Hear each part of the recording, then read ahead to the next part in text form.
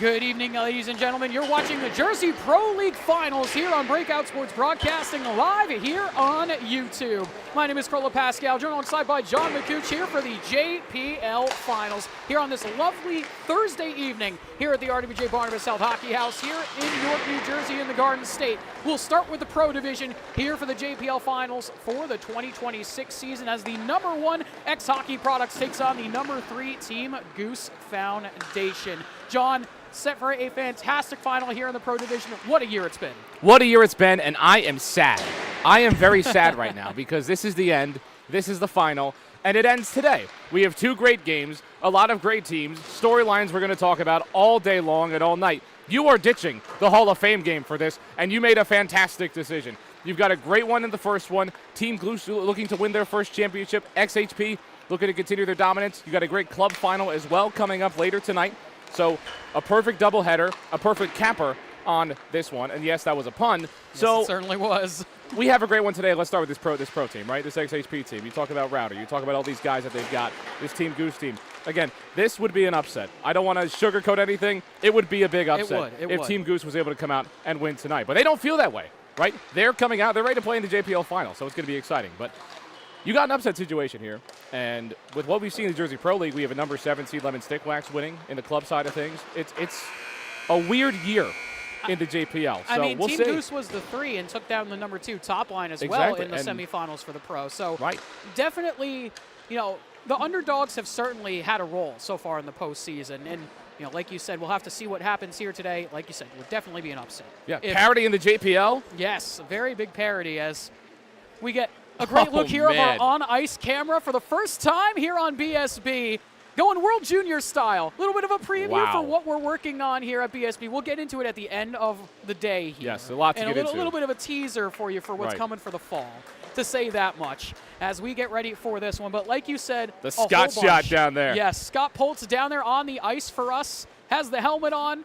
We don't have the full white jumpsuit just yet. Again, we're working on it. We'll get there eventually. But either way, on-ice camera for the first time here for BSB. Wow. Certainly very exciting. But like I was saying, for XHP, you mentioned some of the guys. Alex Router, Chris Pinko highlighted. The 16-year-old who's going to the USHL in the fall has been unbelievable here for XHP this year. Has been the best player here in the JPL this season. As we get ready here for the face-off here between XHP and Team Goose for the 2026 JPL Pro Division Championships. Teams here at the face-off time. We are off and running here for this one. Who else with the puck there right off the draw? Chris Pinko will send this one forward. Looks for Alex Whalen as Mulgrave trying to drive into the corner. Not able to hold on as Tyler Kopf will send it the other way. And here comes Mickey Burns into the zone. Tries to lay one forward for Fortescue. And bench is full for both teams here in this one. I mean, you kind of had to here with the finals for the JPL. I mean, it's been kind of a mix and match for both squads this year where, there's been some, upheavals, to say the least, in the squads throughout the year. Yeah, you better show up. It's the final. Everyone's counting on you here today, and we'll see. As Pinko will try and hold on to this. Goes back up here for Mulgrave. Mulgrave finds Brendan Less. Less to Mulgrave again. Mulgrave looking in front. Leotard back to Pinko. One-timer. That one is stopped by Ryan Kenny.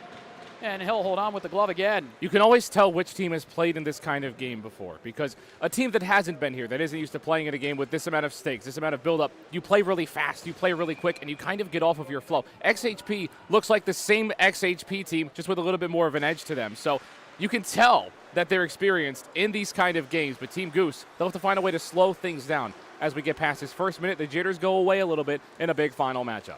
Yeah, certainly jitters, definitely a factor here for Team Goose. As this one is poked down low. TGF with it again down on that right side corner. Stolen aside. Here comes Gorski. Tried to launch a pass the other way. Pickpocketed there by TGF. Trying to hold on to this. Cycling around. Lays that one off. Here comes Campo walking through. That one shot on goal. John Werber makes the save. Saucered back again.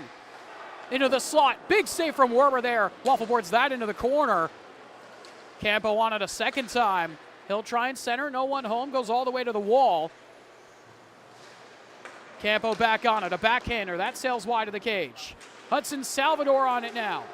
The son of Devils legend Bryce Salvador, current between the benchman for the Devils as well.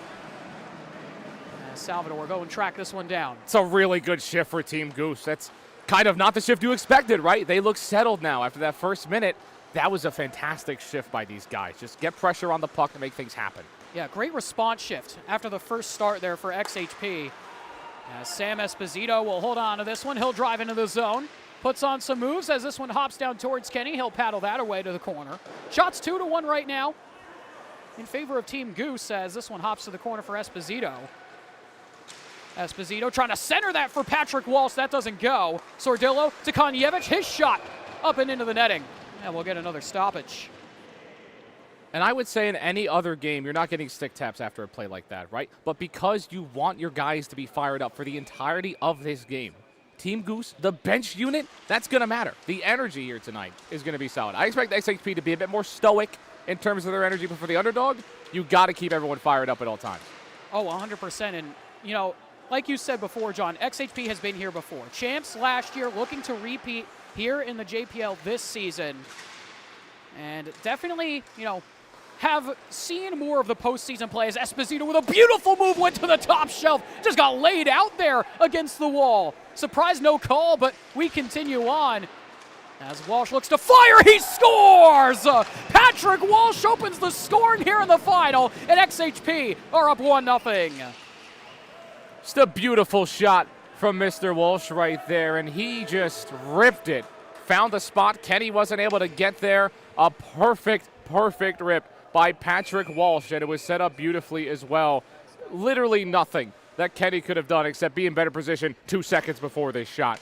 This was an excellent shot here from Walsh. Just ripped it on that blocker side. Caught Kenny cheating a little to the near post. Offside. As we'll get a whistle for offside here.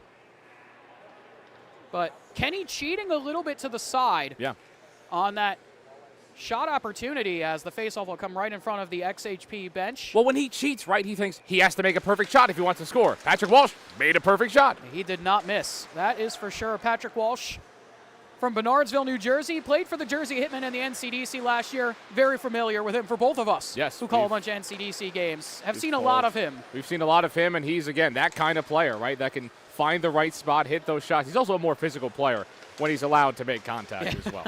I mean, obviously, like I said before, no hitting in the JPL, although you know, we have seen it from time to time. We have, and no calls as well.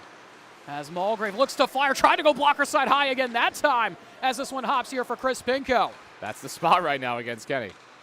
Pinko on it again, looking to fire, pulls a toe drag move around, centering pass in onto Kenny. Somehow was able to stop Whalen on that tip-in chance, and he'll hold on.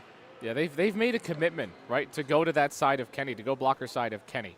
He's going to make those saves right in front of the net. He's going to make those short distance shots. But from the circle, make those shots in a place right by his shoulder. It seems that they've immediately said, we're targeting this spot until you can save the puck. It's a smart plan there for XHP. Obviously, you know, got the scouting tape out and was able to watch a little bit of film and, you know, decide where they wanted to go here early in this game to try and get the lead. Obviously, they have it already as Salvador holds on to this one here. Words said a lot of times here in Newark as this one's centered back for Schelling. Trying to hold on to that one. Kopf able to knock that away as he launches it forward, but not out of the zone. Salvador with a great keep. Back up to the high circle. Saucer pass in for, oh, what a pass. Looking for Leotard, just didn't hold on to that one. As it bounces back down low. Finds the stick here of Fortescue, who launches it up to Rubin. Rubin has some room, plays it across, looking for the one-timer for McClinsky. That doesn't get there. Pass out a little bit too much on it. McClinsky with a look now in the low slot. Werber will get that one and hold it for another whistle.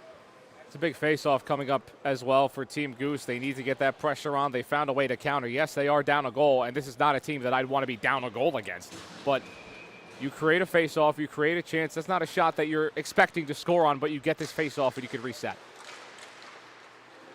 Face-off won here by XHP. Good win there for Gorski as he came in to help on it. Here comes Gorski and Walsh. Centering pass there for Walsh again. Goes to the backhand that time. But Kenny stonewalls him here with 10:02 left to go. Walsh looking for his second of the game here in the first. Again, Kenny will make those saves. That's not the spot you're going to score against Kenny. He is a very slick goaltender. He is able to shift very quickly. The shots outside are what's going to get him. Esposito on it again here. Stops on a dime, spins around, centering pass, goes back up here to Gorski. His shot through traffic somehow found its way to Kenny, who made the pad save. Whole bunch of traffic in front there as this one fed to Router and on to Kenny. Another save here for Ryan Kenny on the commissioner. If you're the commissioner, you want to score in the final, absolutely. He's done it before. But, again, they're getting these nice setups inside. They're putting pressure on Kenny right now. They've got 8 shots on goal already. So, big clear coming up for Team Goose. Yeah, this has been an excellent forecheck so far here for XHP in this first period. As here comes Rafael Campo up to Spitznagel, plays it across, was looking there on the opposite side as it hops down to Alex Router. Back from his meniscus tear, playing over in Japan professionally. Got a couple games in the regular season in, back for the playoffs. As he'll try and chase after this one along the boards. Takes a man down, no call, we continue on again. Referees are letting the play here in this one. As they should. And one of our good friends here of the channel at BSB, our resident player referee, Nathan Clack, down with the bands tonight. Oh, there we go. Was hoping to play tonight, too. Yeah, after yesterday, definitely was trying to play tonight, but alas, LSW not able to come out with a win in yesterday's semifinal. We'll get more into the club side of things for the club division final later on throughout this game. As this one is played down low, trying to hold on. Wes will send this one forward, able to connect up to Mulgrave. Mulgrave forward, has Pinko and Whalen streaking. Hops down to the boards. Campominosi on it. Fighting there as they both go down in a heap. Campominosi able to get it back. As here comes Team Goose yet again the other way. Tap forward here for Van Tassel. He'll send one into the zone. Looking for a shot. Konjevich will knock that away. Good stick check from him. As here comes XHP with a rush. 3-on-2, 4-on-3 now into the zone as it's played down behind the goal line for Whalen. Whalen to Pinko. XHP setting up that shot blocked. Pinko trying to get that back. Had it knocked away for a moment. 2-on-1 the other way. Here comes Trip Pendy with Fortescue. Pendy tries to play it across, but Les with a big block there to break up that sequence. What a moment by Les, right? You get a really good rush if you're Team Goose. Les right in front of that puck. Now here comes Pinko. Plays it across. That one up and over. And into the netting by Galante. And we'll get another whistle. Just too high. Just too high of that cage. Kenny, heart rate goes up a little bit, but no contact has to be made with the puck. So now, XHP, their rush has been great. We've been talking about the forecheck. Team Goose did a really much better job countering on those last couple of shifts right there, but it's still XHP's game right now. Now with this 1-0 lead here, with just about at the halfway mark here through this first period, as that one is kicked aside by the pads of Kenny again. It's definitely been XHP with the chances, as that one knocked away by Kenny with the paddle. Schelling was right there on the doorstep. As Ruben hounded there at his own blue line, able to somehow get it up to Pendy. Pendy up to Burns, able to get onto this puck. Can he get the shot off? He scores! Mickey Burns collects some loose change in front, and we're tied at 1. He got a piece of that puck. He did get a piece of that puck, did Werber. Wasn't able to get enough of it, though, but it's persistence. Found a spot behind this XHP defense and was able to, again, just get the puck on the net when you're right out in front. That's a spot Ryan Kenny's not going to let up. But for Werber, he finds a way to get a piece of this puck. I'm pretty sure he gets a piece of this puck. He did. And it just drifts right behind him. It's unfortunate for Werber, but you got to, again, make those saves. Yeah. Mickey Burns got just enough on that, just hard enough where Werber just didn't allow or wasn't able to stop it all. As Ruben fires this one, another chance there for Team Goose trying to take the lead here in this game. But that was a great shot there from Burns, and able to kick it from his skates to his stick so quickly, and able to get that chance off. As here it comes again with another shot kicked aside by Werber that time. But we are tied at 1 apiece. If you're just tuning in, thank you for doing so. You're watching the Jersey Pro League Playoffs, presented by Breakout Sports Broadcasting live here on YouTube. My name is Carl Pascal, joined alongside by John McCucci here for the JPL Pro Division Final. 1-1 game here between the number 1 X-Hockey Products and number 3 Team Goose Foundation. A scramble in front there. Bounces back out here to the side circle. Over here to Ruben. Shots 9-6 right now in favor of XHP. As that one is stopped by Leotard. He'll cycle this one back around the backside of Werber. Now taken away. Leotard with a good break up there as Salvador chips this one forward. Has Schelling. Schelling and Galante nearly got tied up with each other. Schelling pulls back and awaits some help here. Now here comes McClinsky. Miklinski into the zone. Drop-off pass. Heckel back here. Walking through. That shot goes wide. What a look there for TGF. Really good spot to shoot that puck. Inches away from at least hitting the post right there, and now a chance. Here comes Galante the other way. His shot gloved up there by Kenny. And he'll just hold on with the leather there for a stoppage here with 5:41 left to go in the first. It's been a great one so far. Yeah, I remember bringing up a point. Oh, they've got 8 shots already. They're putting pressure on the puck, and then 4 minutes later, they only have 2 shots after that. So this game has really changed a lot more in Team Goose's favor over the last 3 or 4 minutes. I mean, that's all hockey is, a game of momentum. Yes. Always a game of momentum. It swings so quickly. I mean, it's the fastest game on earth. Right, it's the quickest shifting momentum. But you talk about basketball with runs. Those runs take so much time to develop. It takes one break. It takes one chance, right? It takes one puck that the goaltender kind of half saved and goes in the back of the net to change the entire pace of this game. And that's what you've got right now. Team Goose now really controls the pace. And if they could do that, they really need this 2-1 goal.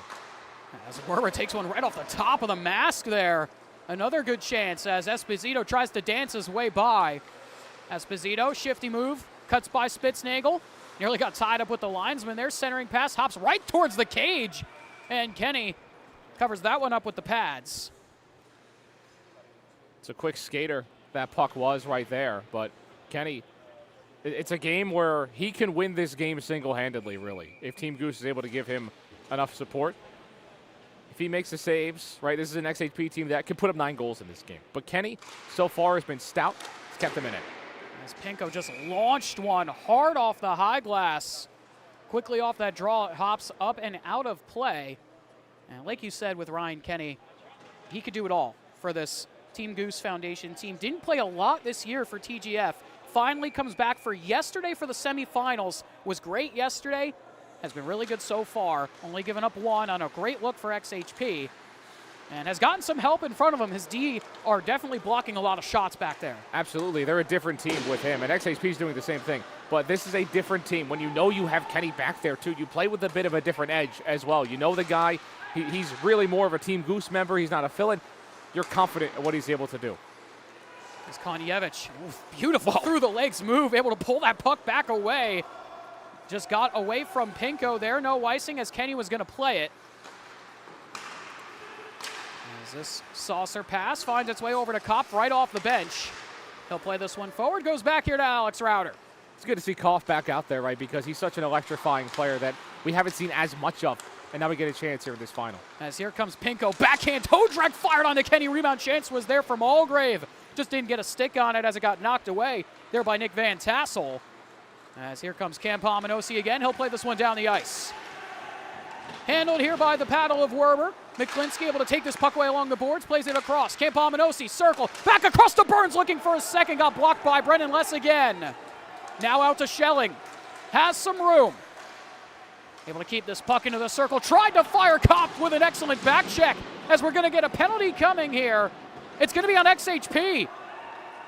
Extra skater coming on here for Team Goose Foundation as Burns can't work his way through the defense, and we'll get the stoppage with 3:24 left to go.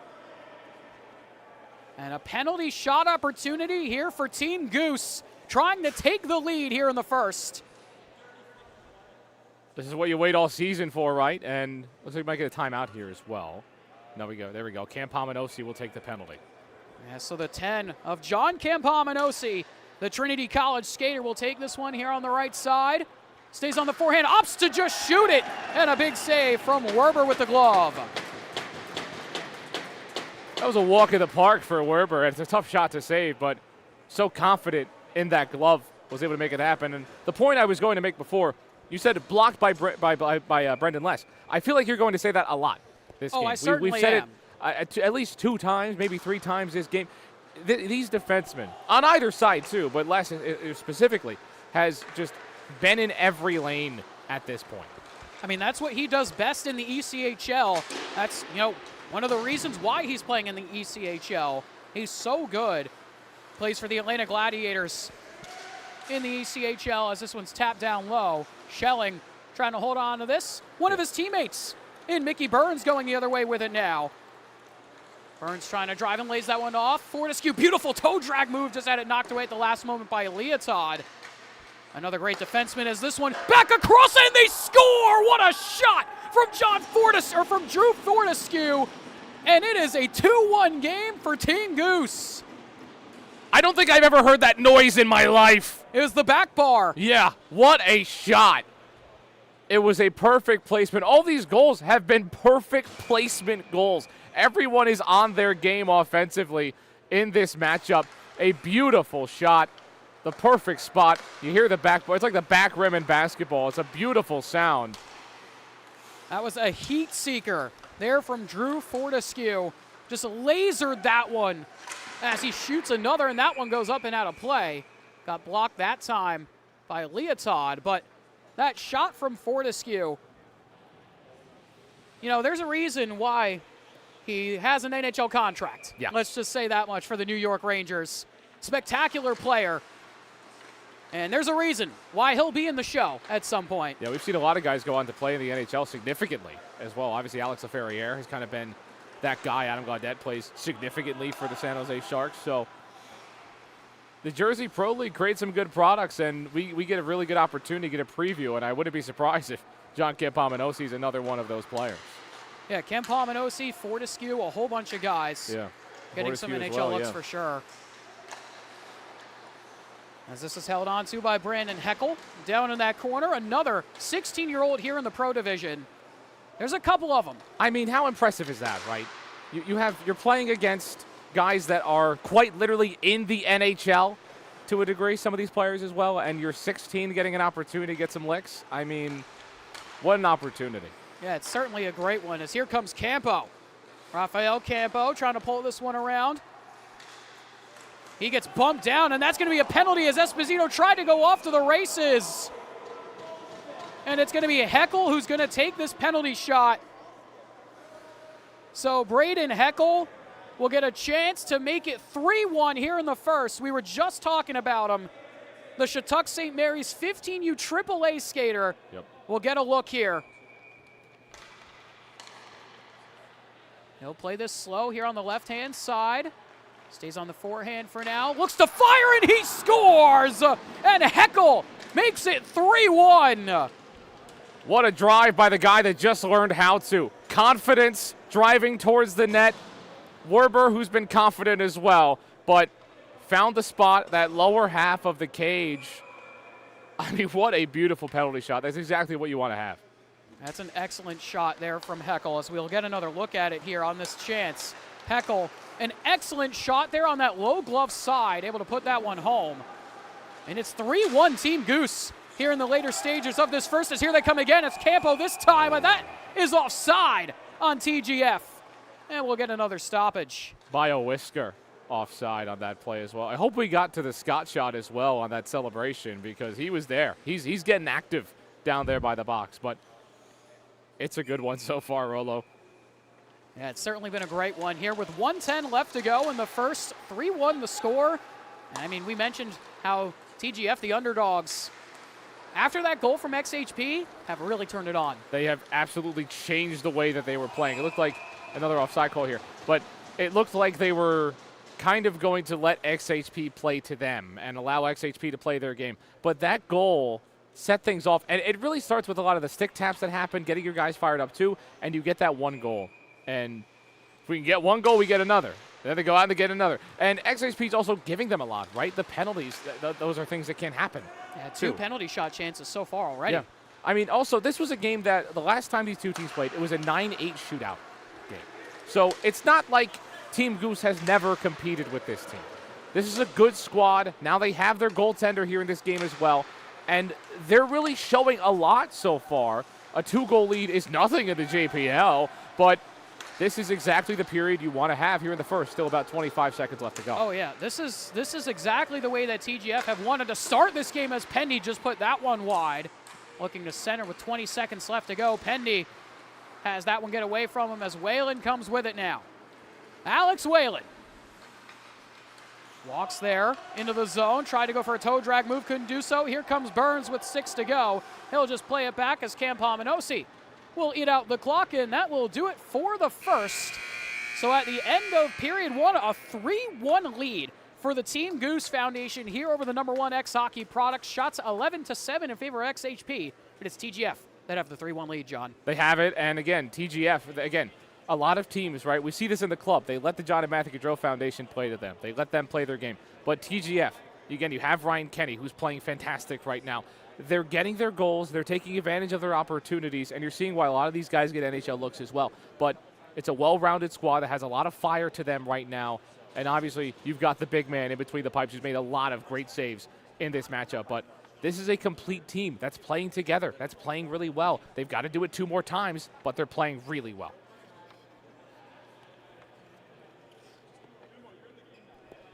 And we get a great look here at the TGF bench. Scott Poltz out there on the ice, like we mentioned before. Our first ever on-ice camera here for BSB. You just happen to know someone that can skate is the big thing. Well, I mean, one of my real good friends for a long time. Of course, so. of course. I mean, he can play. I mean, he can Scott can play. He can play. Me and Colton watched him a little bit, just practice and have some fun. I mean, I'm like, whoa, this guy can actually play the game of hockey. Played for Hunterdon Central High School. Yeah. As we get ready to go back here for the start of this second period. If you're just tuning in, thank you for doing so. My name's Carla Pascal, alongside here with John McCooch, back here for the second period of action here between the #1 X Hockey Products and #3 Team Goose Foundation for the Jersey Pro League Pro Division Finals. 3-1 in favor of Team Goose so far, as XHP looking to try and get back in this game with a quick start here to the second period. As Router down behind the cage, looking for an option, tried to center nobody home. Campomenosi, some great stick work there to take that away. As here comes Mickey Burns, the captain. Pass across, up to Fortescue. Another shot, that one had some mustard on it as it sailed all the way wide. Great look there for Fortescue, again trying to get his second of the game. Schelling can't hold on to that, here comes Burns. Burns and Kopf, drop-off pass. Kopf across, Fortescue there. Another chance. That one hops away wide as Router plays this across. Galante up here to Salvador. He'll look for an option, just peels back to the blue line. He'll track all the way back now. Salvador sends this one forward. Up to Galante. He'll try and get by Rubin. Held up there along the walls. He'll play it around. XHP in the midst of some changes here. Sordillo looks to try and get onto this puck. That's how you know Salvador's related to an NHL player, right? Confidently skating the puck back of the neutral zone. Hey, guys, get back. Let's reset. This is a calm, collected team that you don't expect to go anywhere. Spitznagel fires that one right off the pads there of Werber. But for Hudson Salvador, he'll be playing in the USNTP Juniors team in the USHL in the fall. It's a pretty good spot. I mean, you see where he gets it from, obviously, with his dad. I'd imagine. I think genes work, right? As this one hops down low here for Esposito. Although my dad doesn't have the voice that I do, of course. Fair enough. I don't know where that came from. I mean, you've seen my dad. We're pretty identical. It's the same guy. It's your future. It's pretty identical, as we're going to get a penalty shot opportunity here coming. I think this time is for XHP. And you see this happen to a lot of teams, right? The team that's down, you still figure we have to come out and play with that energy and play with a lot of fire. But now you give up a penalty and you let a great team get right back in it maybe. And who else but Patrick Walsh, the man who opened the scoring, will take this one here for XHP. And on goal that time, he is stonewalled by the pads of Kenny. And a big, big save there for Kenny. Now here's how you can flip the narrative, right? Because now I'm okay with giving up that penalty because I've got Kenny between the pipes. He's going to go out and make a save, big number 30. 30 in red is always a good thing. So it's a great save by Kenny, and now it's a mistake by this team that gets washed away. Mulgrave fires right off the glove of Kenny again. That was a hard shot there from Mulgrave. Tried to go glove side. As here comes Alex Whalen, has Chris Pinko with him. Streaking into the zone, Whalen looking, ups to fire, went high and away. And it hops out of play, and we'll get another stoppage here with 12:45 left here in the second period. I mean, so far, it has been the Ryan Kenny story. I think that's really what it's been so far. Yes, the defense is great, but he's really thrown XHP off of their game completely. Yeah, he definitely has. The Fayetteville marksman has been spectacular back there. In the 2 games here in the postseason, And he's been electric so far here in this one. Has faced 12 shots so far as Mulgrave up to Pinko. Pinko denied by the glove of Kenny again. He had a 2.44 goals allowed average in 21 games last year. That's pretty good. He's pretty good. That's pretty good. It's not going to be easy against this team. And XHP, we know how great they are. We know who they have, but... As another beautiful save there by Kenny with the leather. And back to that one just beforehand, that one from Pinko. That's probably the cleanest look that XHP has had this period besides the penalty shot. And an excellent save there from Kenny as another shot from Waylon sails wide. It's arguably a cleaner look than the goal they scored. Yeah. Right? As this hops down into the corner, Waylon tried to get a poke, shot from the point, blocked away in front. Good block there for Team Goose as it hops out of the zone. Regroup here for XHP coming. Now here comes Pinko. Pinko up to Mulgrave. His shot goes well wide of the cage. And you're overshooting now because of the save that this guy's making, because you figure you have to kind of squeak that puck in there. We'll see if Kenny can continue. Yeah, go ahead, John. No, you're good. Is this down to McLinsky now? Hops right to the bottom of the cage, stuck back there on the net. Michigan. I mean, from there, let's. Well, once you dig the puck out. In the last game, the first game of yesterday, they tried it the first 5 minutes of the game. We saw it a couple times actually in that game yesterday. Semi-final game, we're trying the Michigan out. I mean, this is impressive stuff. But from the club guys too. Yeah. I mean, the club guys could do it. I mean, they might practice it a little bit more than the pro guys do, actually. I mean, we have had a Michigan in the JPL this season. I was there. On the mic. That was one of the most electric moments of my life.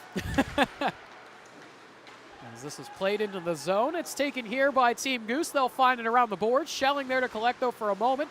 Up to Brendan Less. Back down for Schelling. Schelling to Less again. Less lays it in. Salvador walking through his shot up and over. Might have gotten tipped in front there by Campom and Osi. As it's played in front, Schelling trying to hold on. Can't do so. Burns will tap it out of the zone. As the two Atlantic Gladiators teammates there gave each other a little bit of a stare down. Yeah. As Les had the puck, he'll find Konjevich.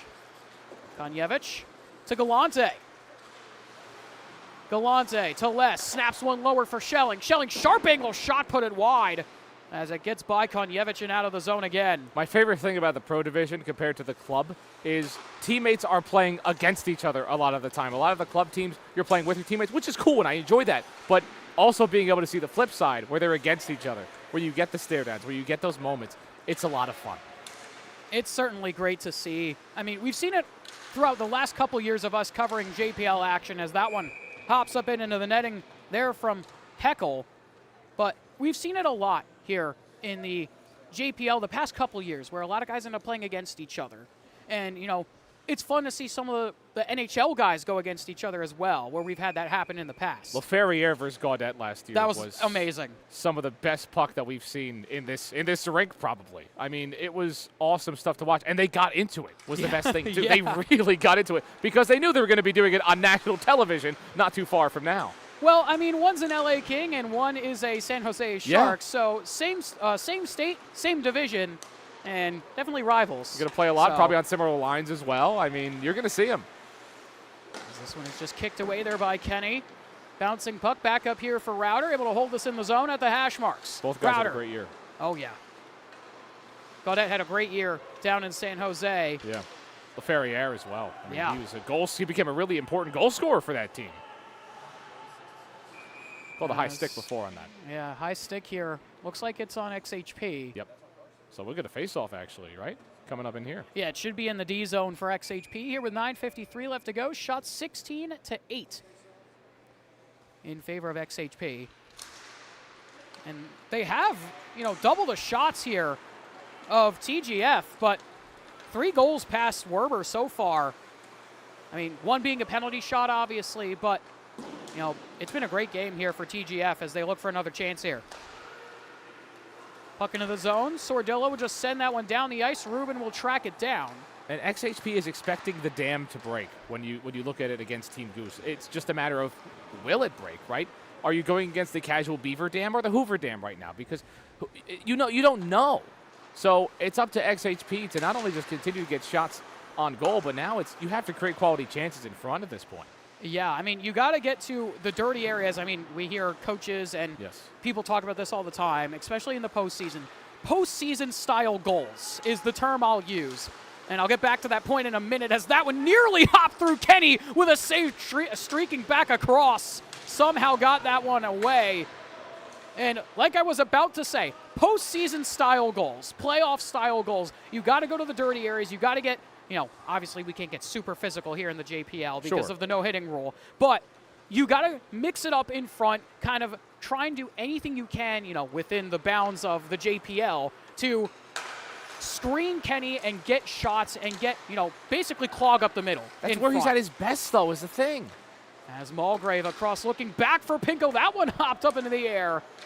Like you were saying, John, yeah, that is where he's best, as he'll snag that one with the glove. Right, but that looks so much tougher, too. That kind of shot in front where we're saying this is where you have to go, that's where he is the best. That's why he's so great. He sees the puck really well. He sees it so well, and even if you get blockers in front, he knows where the puck is. So it's tough to get it against a playoff-style goaltender as well that we're seeing.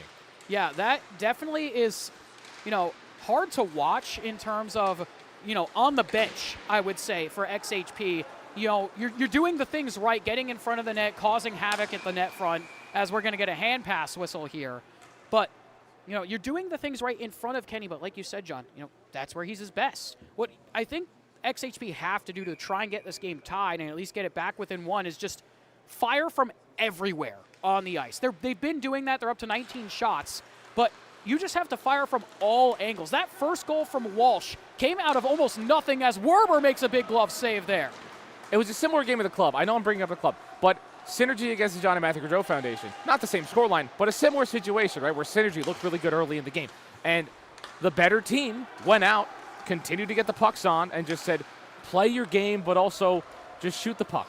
Just get the puck on the net, get things active in front as he covers up.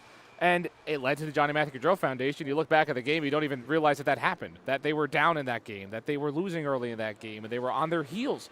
But at this point, they had gotten back into it by now. And you're still waiting for that moment for this XHP team. It's still a 2-goal game. It doesn't take much. So we'll see if they're able to do it. But it's going to come down to that, just getting aggressive against this goaltender. That is for sure, as this puck is taken here by Salvador. He'll drive this into the zone. Trying to power around, and actually just got correction. The 19 is S.J. Lecomte for XHP instead of Anthony Galante, as this one fired in, walking through Konyevich with a great look. But Kenny yet again stonewalls him. Where's he at his best again? In traffic. Right there. Exactly where you saw it. But it's still the look that XHP is creating. It's still what they're going for, I wonder if Ryan Kenny could solve the traffic problem on I-95. He might be able to. Well, he can plug it. He can plug it. Nobody else Maybe is the getting potholes. through. He could get his car past, but that's about it. He'll put a truck in the middle and just drive away. Yeah, the potholes could be plugged by Ryan Kenny, absolutely. That would be nice. That would certainly be nice. Or even on the Garden State Parkway, either one. I came from Secaucus to here. I mean, there's a ton of them. I could imagine. So many. This is played up to Salvador. Cuts around from Heckel. My poor Chevy. Not the Chevy tracks, right? Yeah, the tracks.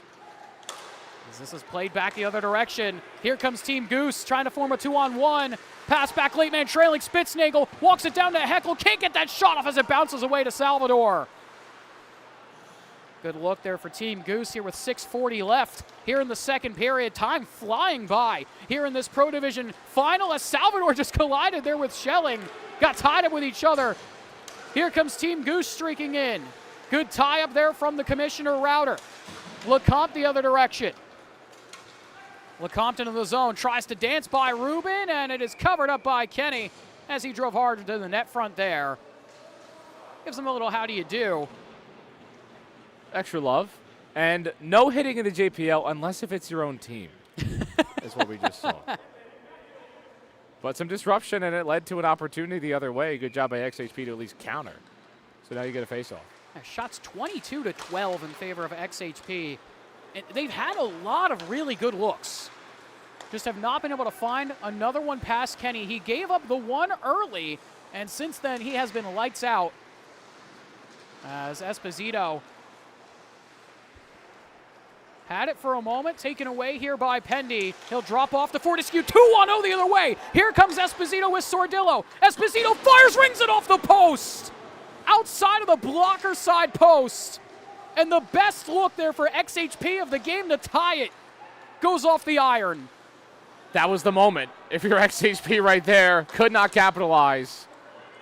Oh my goodness, Rolo. Beautiful, beautiful shot there from Esposito, but just rang it off the outside of his near side post. Tried to get maybe a little too cute with it. He did. Because you feel like you have to right now. You can feel it if you're on the XHP bench. You got to be perfect here on some of your shots to try and beat Kenny right now. But you can't play like you have to be perfect at this point. You're playing too safe at that point. It forces you to be timid in a game where you can only be the complete opposite of timid. You have to be aggressive. Got to be loose. Calculated aggression is what you need, and right now you're just calculating. Maybe too much calculus down on that bench. I can't even do calculus. As it's taken here by Whalen. I mentioned it in the Pro Division semifinals, but congratulations to the Whalens on having their kid. Oh, really? Yes. Wow. Congratulations. As this finds its way up here to Les. His shot through traffic, gobbled up yet again by the glove of Kenny. Here with 4.5 left to go in period two. Yeah, the JPL is a family, right? This whole thing, this whole organization, everybody involved in this. So that's awesome. That's awesome. I actually did not know that. I didn't get that note in the game sheet. XHP with double the shots here over Team Goose. As this one redirected in front of Whalen, trying the center, bounced up into the air and hopped to the corner there for Rafael Campo. Campo with a good move to get around Mulgrave, sauces it forwards for Burns. He'll tap that into the zone. They're going to say it was tipped. Played around to the wall, but kept in. Here for now, walking through, good moves for TGF, trying to cut by. Werber with a good paddle save. Rebound chance there, no dice as it hops away to Gorski in the circle. Kopf able to somehow come away with that as Les will try and keep this from his Gladiators teammate. He'll send up to Mulgrave. Mulgrave waiting patiently here for some help. Pinko was streaking into the zone. He'll get it now. Bouncing puck on him. He'll keep this, saucers it to Gorski. His shot knocked away. Mulgrave fires, and he scores! Redirected in front, and it's a one-goal game. That's a playoff goal. A dirty redirect, a weird one that doesn't make a lot of sense. You just find a way to get a redirection and force Kenny to have to adjust so quickly he can't do so. It's almost impossible to do it. And now that's a goal that can really spark your team yet again. It's a disgusting tip-in. Yeah, that was Mulgrave with that tip-in here off this shot. He took the initial chance and it got deflected in front. It was a great look there. And back within one here for XHP. Like you said, John, if you're XHP, you need to really turn on the Jets now. You have to exhale first, I think, though. Yes, yes. That's the big thing you're able to do. You were so tense over the last 15 minutes, really, and now you try to uncreate the tension if you're Team Goose. Spitznagel had that one knocked away before Lecomte got taken down. The bench wanted to call. Esposito was up with his hands up saying, hey, ref, where is my call there? As it's played around the boards here for Heckel. Had it bounce away as Router finds this one up to Lecomte. Lecomte, bouncing puck here. Salvador into the zone. Offside waved off. That one was real close. I would have called it.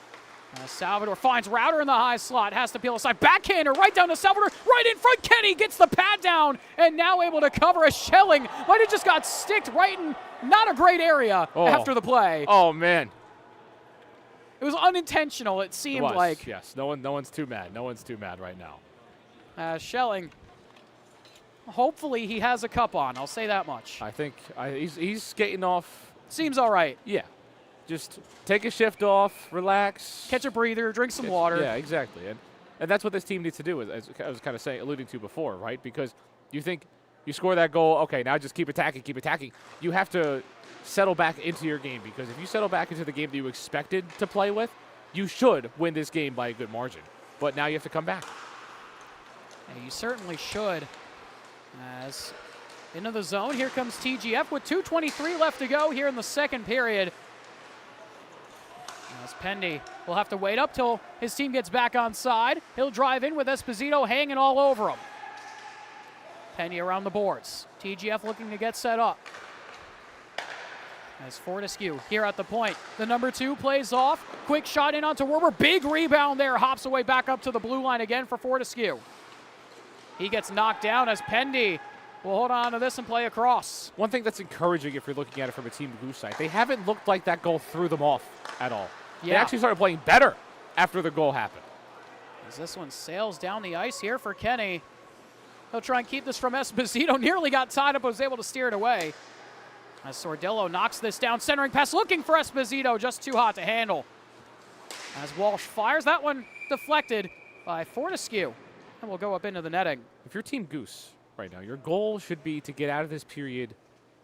Just make sure you keep this a 1-goal game. If you can score, great. But you have 129. You're playing really well in terms of puck possession. Your focus, get out of this period from right now. Yes, keep this lead going into the second period intermission would be huge. Would be absolutely massive. As this is taken the other way. As this bounces here from Algrave. With some speed here on the right-hand side. Tried to cut by with a nifty dangle. Pinko with it, lays that one off to Whalen. Maybe one too many passes less. Back to Pinko! Again, maybe just one too many passes there for XHP. Les probably should have taken that shot. It was too many passes. The initial entry and then that one right there. He had a wide-open cage, and maybe it's a confidence thing right now, but had a wide-open cage. He tried to make the better play, and I get it, but the shot was there. A little too selfish. Yeah. Or too selfless. Too selfless. You should be selfish in the game of hockey Needed sometimes. to be more selfish Right. there on that. Right. And take the shot instead of dishing it off there. As it's picked up by Mulgrave again. Mulgrave able to cut by Burns. Pickpocketed by McLinsky here with 28 seconds left to go. As it finds the 12 of Campo. Campo forward. Gets pickpocketed at the blue line, but is kept here by TGF as it's sent across. Puck up and out of play again here with 11.9 left here in the second. So now it's a waiting game, a big face-off coming up as well, and whoever wins gets the last opportunity of this second period. But again, Team Goose, puck possession has been huge for them. If you're playing against a great offensive team, make sure they can't play offense. It's what Team Goose has done so far. Good face-off work and as we'll well. Another stoppage here. Yeah. Another face-off coming. Kill some time. Yep. And when we get into this intermission, we will preview a little bit of the club division final coming up as soon as the celebrations conclude here for the Pro Division Championships. And that will do it for the end of period 2. A 3-2 lead for Team Goose XHP, getting one back on the board and trying to tie this game up as we head to the second period intermission. Great period for both teams in that second frame. XHP obviously get one back, but Team Goose, again, very, very solid period. And I think XXP expected more out of themselves as well. I don't think they wanted to be down a goal. They weren't just looking to make up one goal. They wanted to take the lead, if anything, at this point, but they have settled back into their game. Team Goose has shown they're not going to let up. They've shown that they have their game settled down. They're controlling the puck right now in the majority of that period. Yes, they lost the period, but they have won a lot of the control. And when you're up a goal, that's going to be huge in these final 15. Yeah, it's certainly huge. And as we get a great look here at the XHP bench, going over the game plan a little bit here, with time winding down in the intermission, we'll have to see if XHP can try and get one early here. I'm sure that's the goal. Get one early, tie it early, and then go from there and figure it out. Shots 27-17, and while we've got a second, let's preview a little bit of the club division final before we get back into this third period. The number 1 John and Matthew Gaudreau Foundation taking on the number 3 Capper Hockey Services, John, in just a little bit of time. What are your thoughts on that one before we get into the third for this one? It's a young squad taking on the most experienced team arguably in the entire Jersey Pro League club division. Right there, a newer franchise, but a lot of older players, a lot of players that have played with each other, have great chemistry. You're going against a Capper team that, again, last year was the high school team, the young guys, and now they're kind of a bit more grizzled a little bit after another year, and they battle their way to the 3 seed. This could either be John and Matthew Gaudreau Foundation's redemption or Capper coming into their own as a threat in the Jersey Pro League going forward. Certainly could be. As we are back to the action here in the third. Thank you for joining us. My name is Carlo Pascal, joined alongside by John McCooch.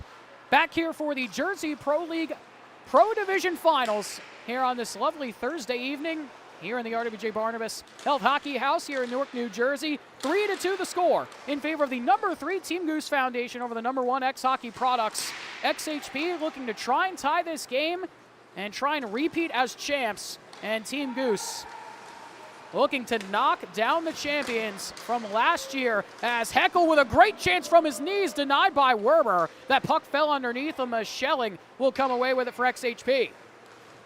We talked about XHP wanting a goal early. Team Goose, they're wanting a goal early as well. It's a monumental goal. Yeah, it'd be huge for Team Goose if they can get one early, as Schelling knocks that one down with a high stick. And Team Goose are going to play it here. They were waiting to see if anyone was going to come and try and take that puck. But Rubin will skate this the other way. Rubin driving in, backhander. That one goes up and over. Less on it again here. It's Lecomte back on it. He'll play it across over to Salvador. Finds this one the other way. Saucer pass forward. There to Lecomte. Tried to get a shot off, just ran out of real estate. As it's taken back here by Team Goose. Up to Pendy.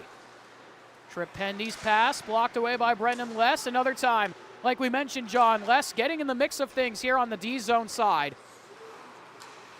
Certainly has been spectacular here for XHP this year. A quieter second period, though, from him, I will say.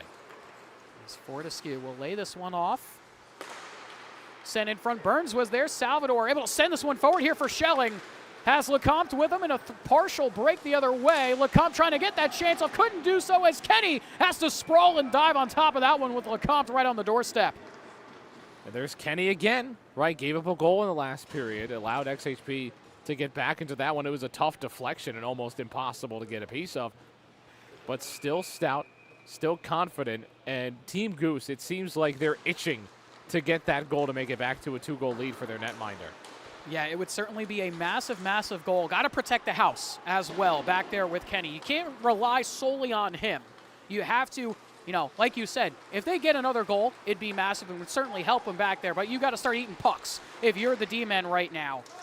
And just protect the house in front of them. So far, he's fine, though. Yeah, he's been fine. As Walsh, the goal scorer for XHP that opened the scoring, fires another. Kenny right into the breadbasket will hold on to that.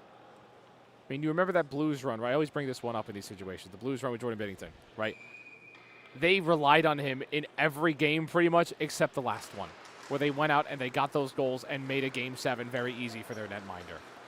You have to kind of make it easy at this point. He's done everything he can. He's done what he's supposed to do. He's shown up and he's saved about everything. But you have to score for him. Yeah, they have 31 shots so far for XHP. He stopped 29 of 31 so far, and we're only at the start of the third. I mean, the shots haven't come up so much for Team Goose. They've got 17 right now on the board. You know, would like to get another goal here, like you said, John, and try and make it easy for Kenny back there as Burns goes down the Kopf. Looking back, McLinsky there. McLinsky will send this around, trying to find this one down for Kopf, as Rauter will send it away for Konjevich. Rauter to Konjevich again, plays this one forward for Esposito. Esposito tries to power that around. Whalen there! That one went up and over. A blast from Alex Whalen just over the bar. As back the other way, here comes Team Goose on an on-man rush. XHP had numbers there. As Team Goose are in the midst of a change. Now here comes Konjevich again. Konjevich pickpocketed. Once again, here comes TGF. Little hot move to cut on by. A little bit of street hockey going on there with that one. We've seen that happen in the college ranks with some little street hockey action. Yeah, don't get too confident now. As Werber with a nice pad save on that deflection. As Whalen into the zone. He'll play this one off. Finds Mulgrave. Mulgrave looking. Tried to use Whalen as a screen. Couldn't do so, as this goes back to Gorski. Sent back all the way down the ice. Puck down the ice. 2-on-2 the other way. Here comes TGF. Shot stopped by Werber with the blocker again. Puck played down low. TGF with it, trying to find an option. Ruben there gets closed off along the wall. Here comes Salvador. He has Pinko with him.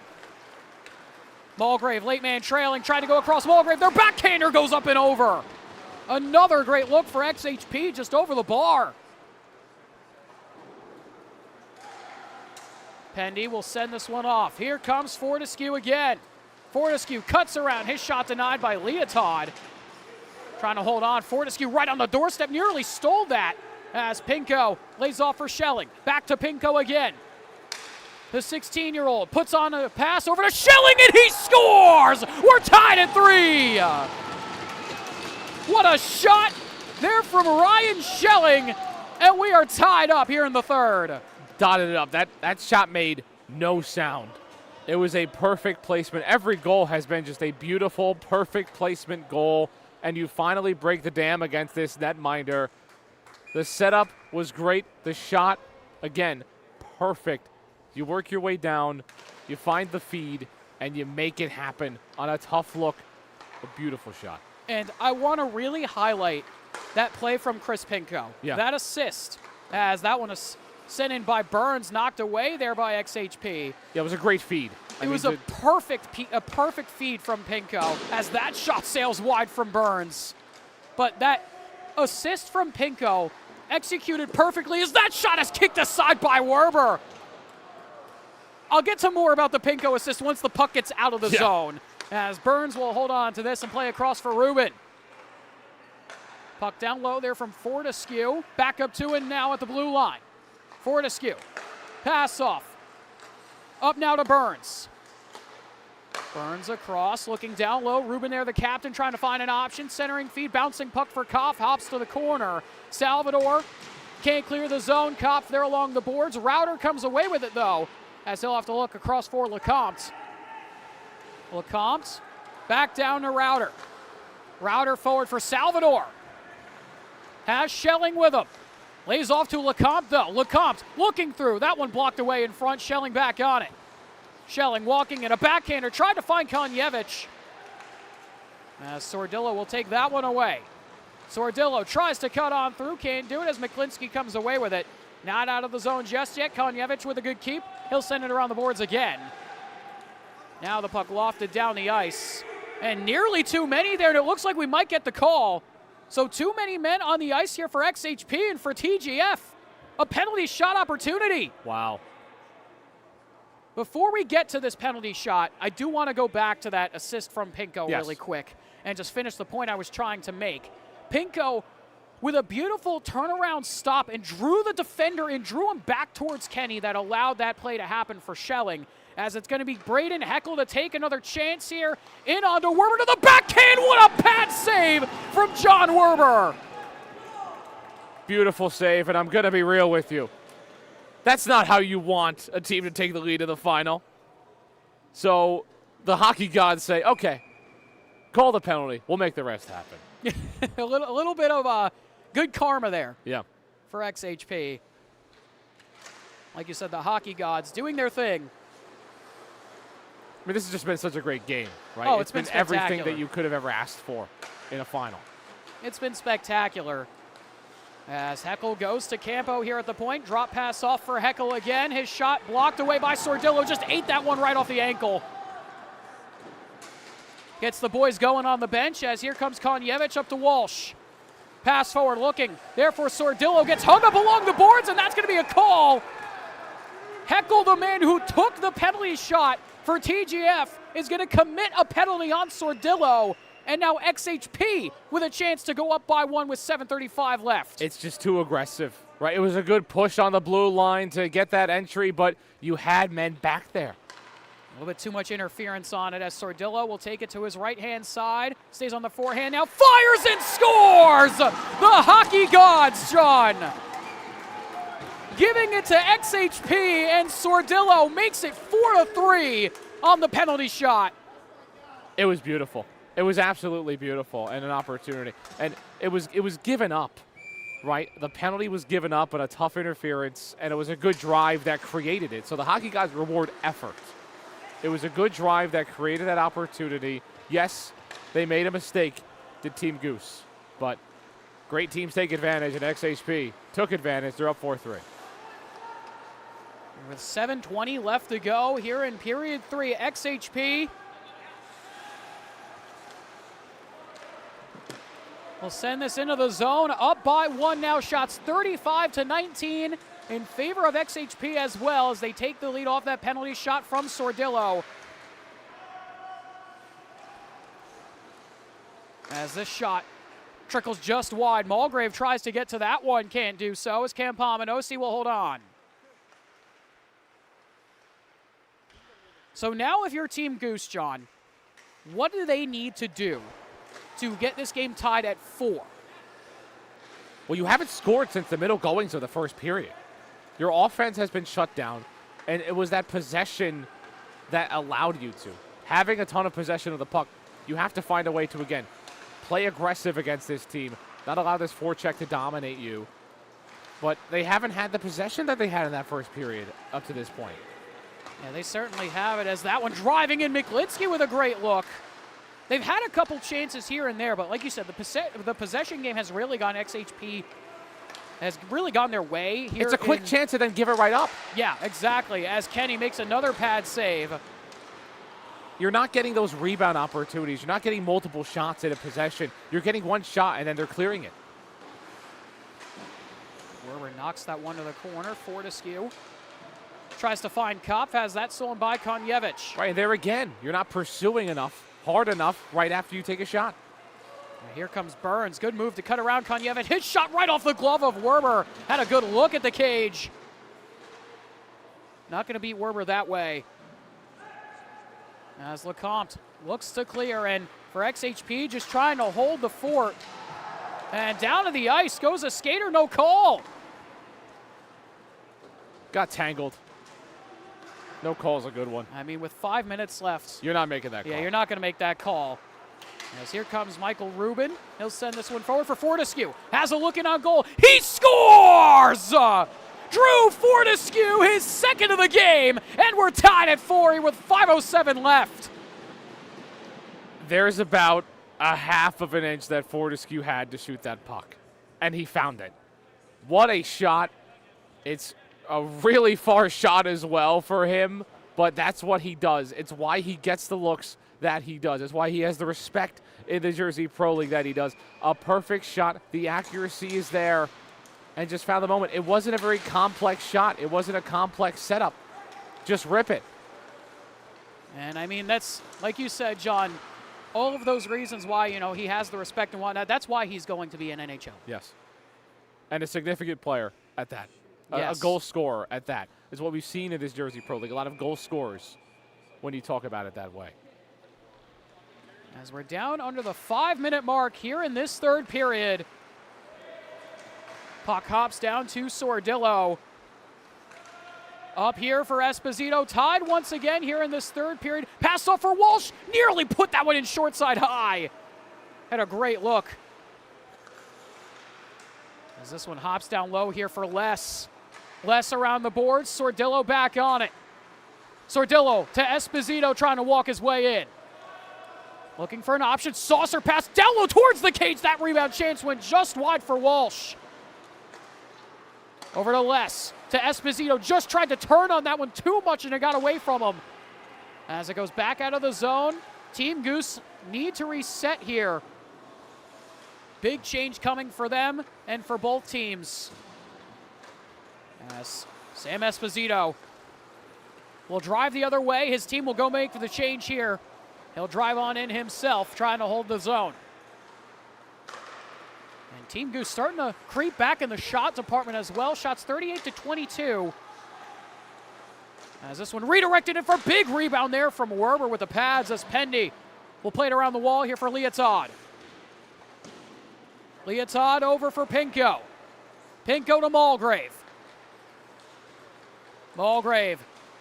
Power move trying to get around down behind the goal line. He's closed off there by Campomenosi. Whalen tried to glove that down right back to Mulgrave. Tried to tuck that short side, but Kenny will come away with it and hold on with 3:23 left to go here in this third period, John. And both netminders really have to lock in now. The pressure builds for these guys. They've both been pretty fantastic so far today.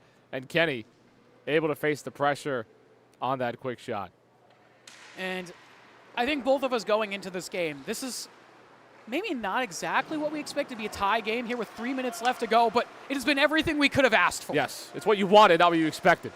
And Fortescue on hat trick watch here, and this one gets pinned up along the boards. Him and Konjevich come together. Now here comes Whalen.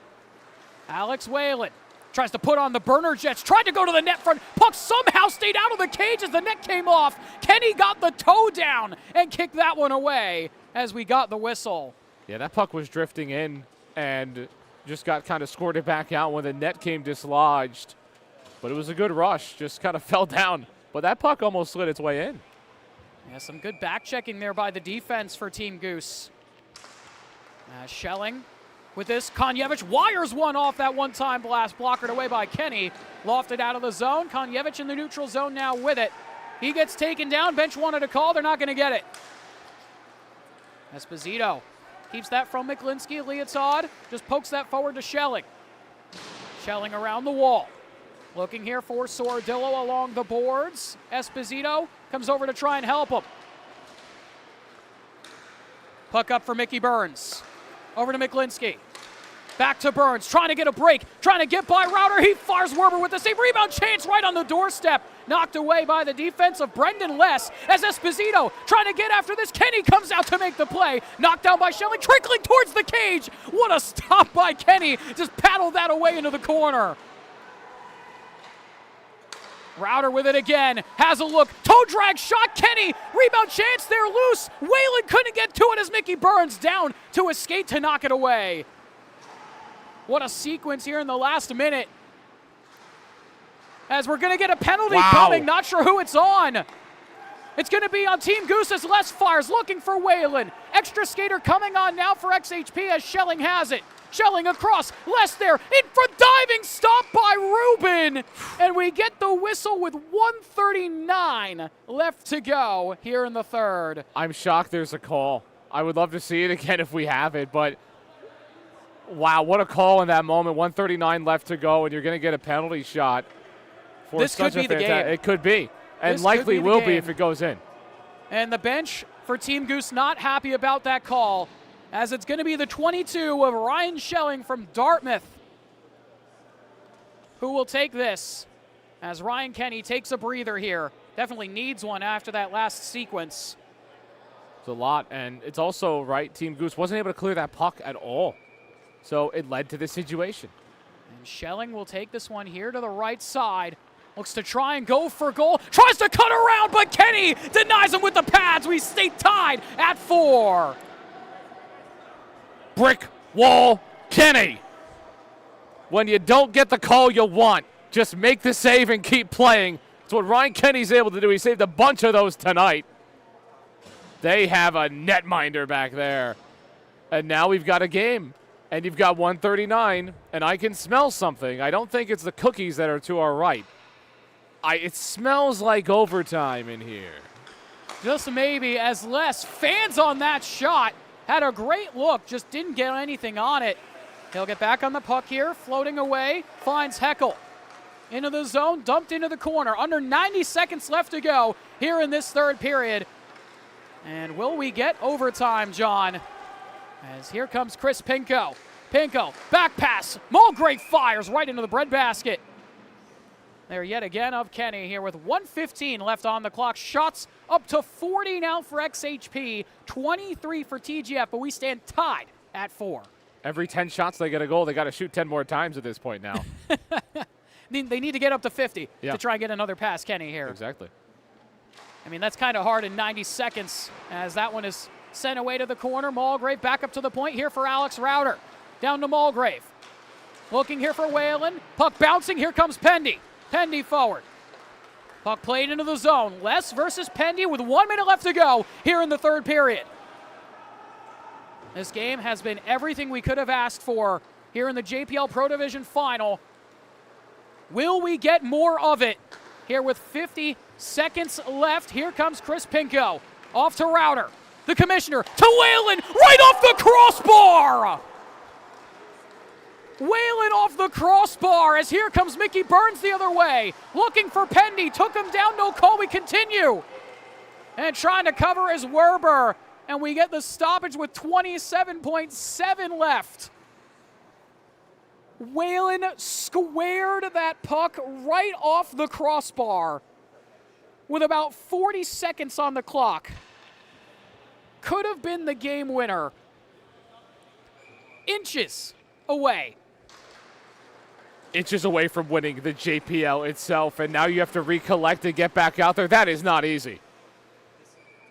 And we're going to get a stoppage here with 19 flat left on the clock.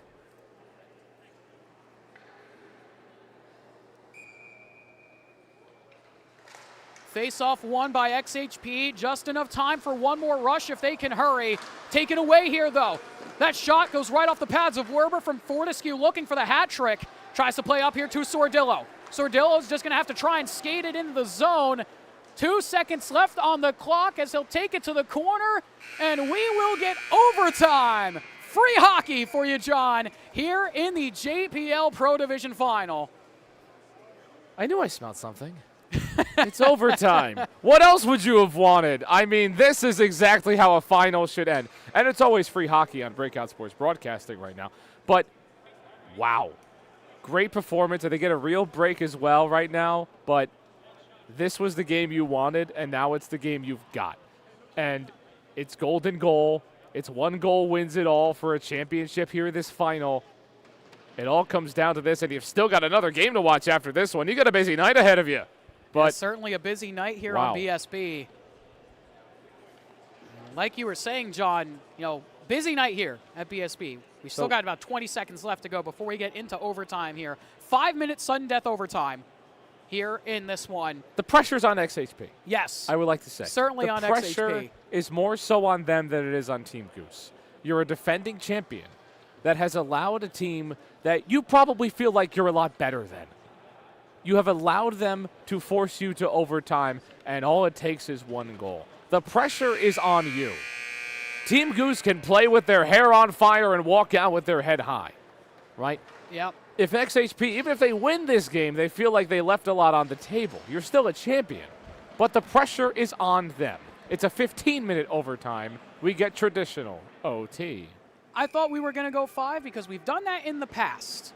So, well, the past is past, my friend. And 3 periods have passed us, and we will get another 15 minutes here on the clock for overtime.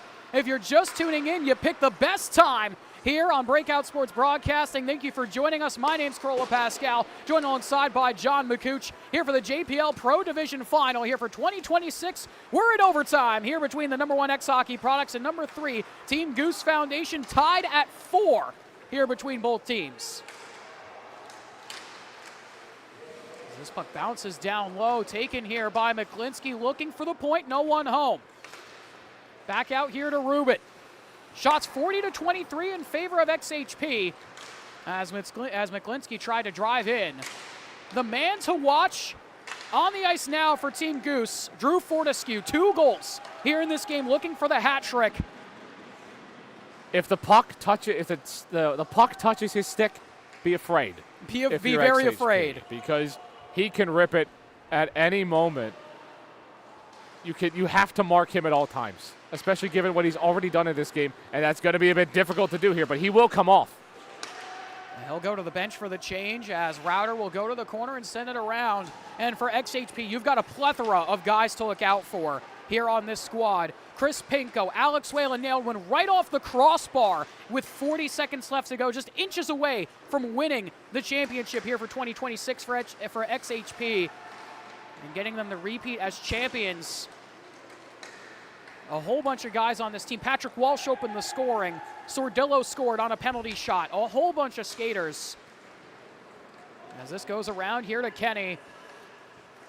And you mentioned it earlier, a busy night here for us at BSB. While we've got a second before this rush, make sure to stay tuned with us here on BSB. The Club Division Final coming up as soon as this celebration at the end of this game is over between the number 1 John and Matthew Gaudreau Foundation and the number 3 Capper Hockey Services. Somehow it just ended up being the 1 and 3 for both here this summer.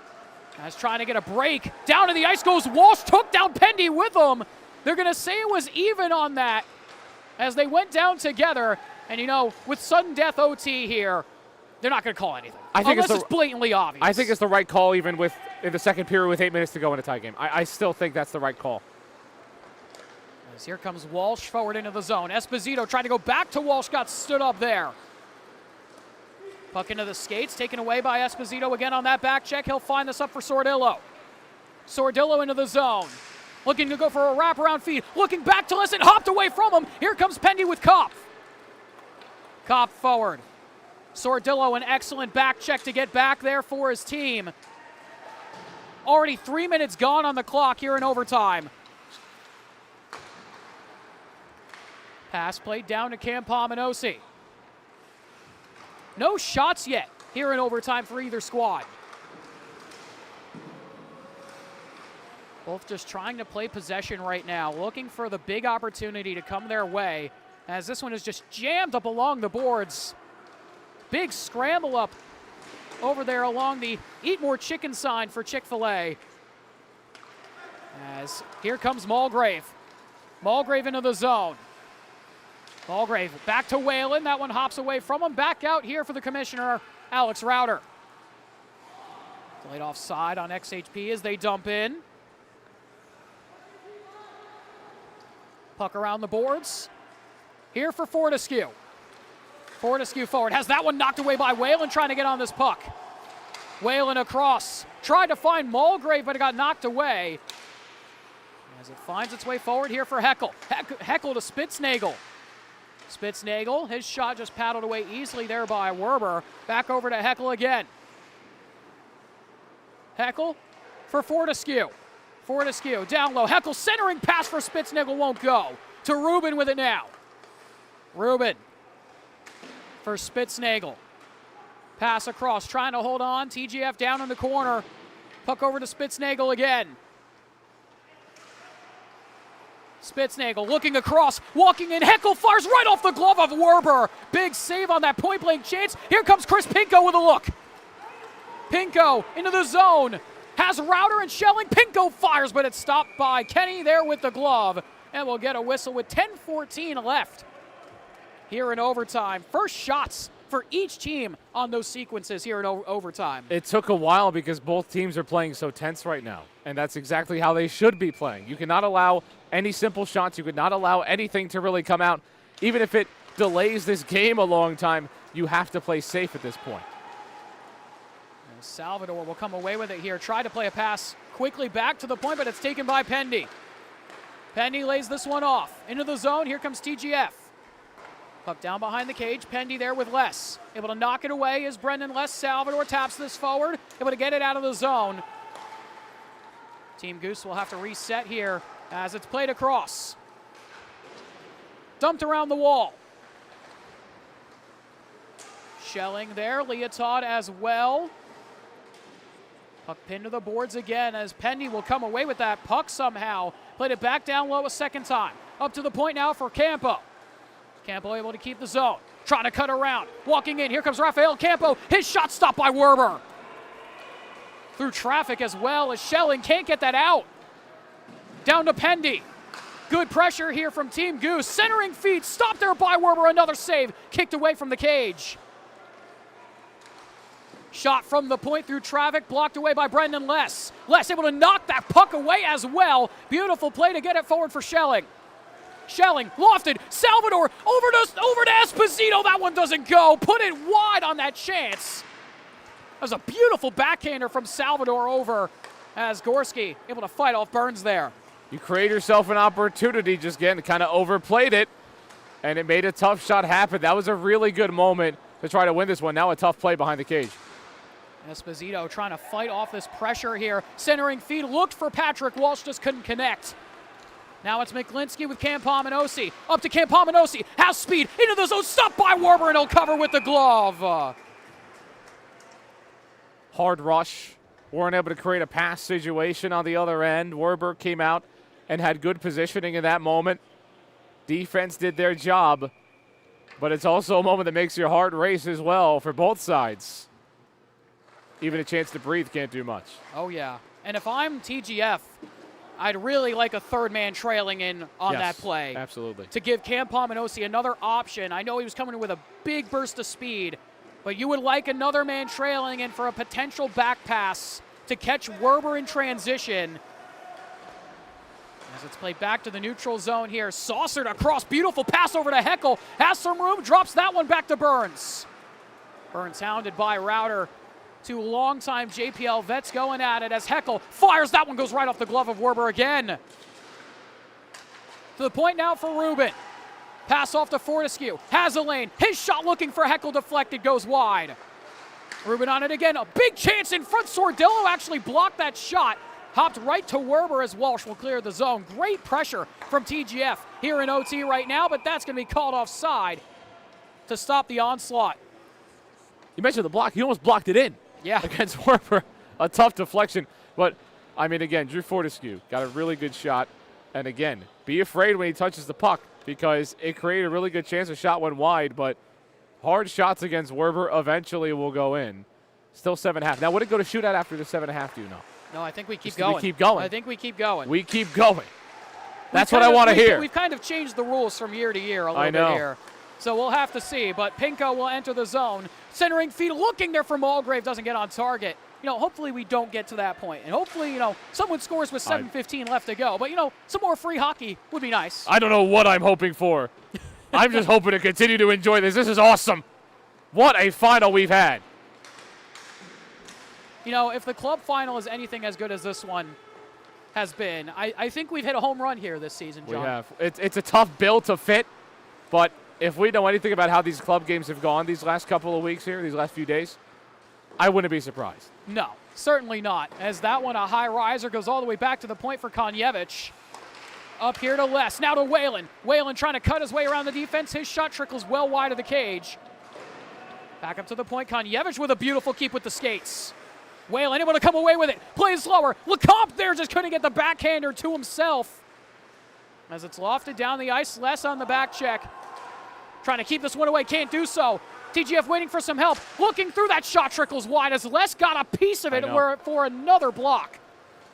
There he is again. Such an important player. The reason XHP is really able to go, an undersung hero, a decorated defenseman. What a play. As Trip Pendy now into the zone with speed. Backhander dropped off, stopped there by Salvador. Here comes Salvador into the zone. His shot stopped by Kenny. Big rebound, let up, hopped wide. A couple of sticks went up into the air there. As Schelling couldn't find that. Here comes Cam Pominosi. Cam Pominosi fires, goes over the bar, just a couple inches over that top post. It's going to stay in, though. Maybe not. It came right back out quickly as Schelling just gave that one away. Wow. Right to Pendy. And a bit of a lucky break here for XHP as TGF had to track that one back as they were in the midst of a change. Bouncing puck forward. Here comes Burns. Burns has a look. Walking in. Stopped there by Werber. Big rebound. Let up Werber. Scrambling to try and cover. And he does so with 5:20 left here in the fourth period. I would love to know what this man's heart rate is because it feels like it's 50 right now. Overtime, the most dangerous chance you're going to see in this overtime so far. Calm. Get down. Get the puck. Keep things level. What a moment for this netminder. And that goes for both goaltenders. Calm, cool, and collected here in overtime. Each have given up 4 shots. Should actually be more than 40-23, but that's what it has up on the big board as that one hops right off the side of the net. Puck back up to the point here for Rubin. Rubin down low, finds Fortescue. Fortescue across, looking for a one-time blast, can't get to it.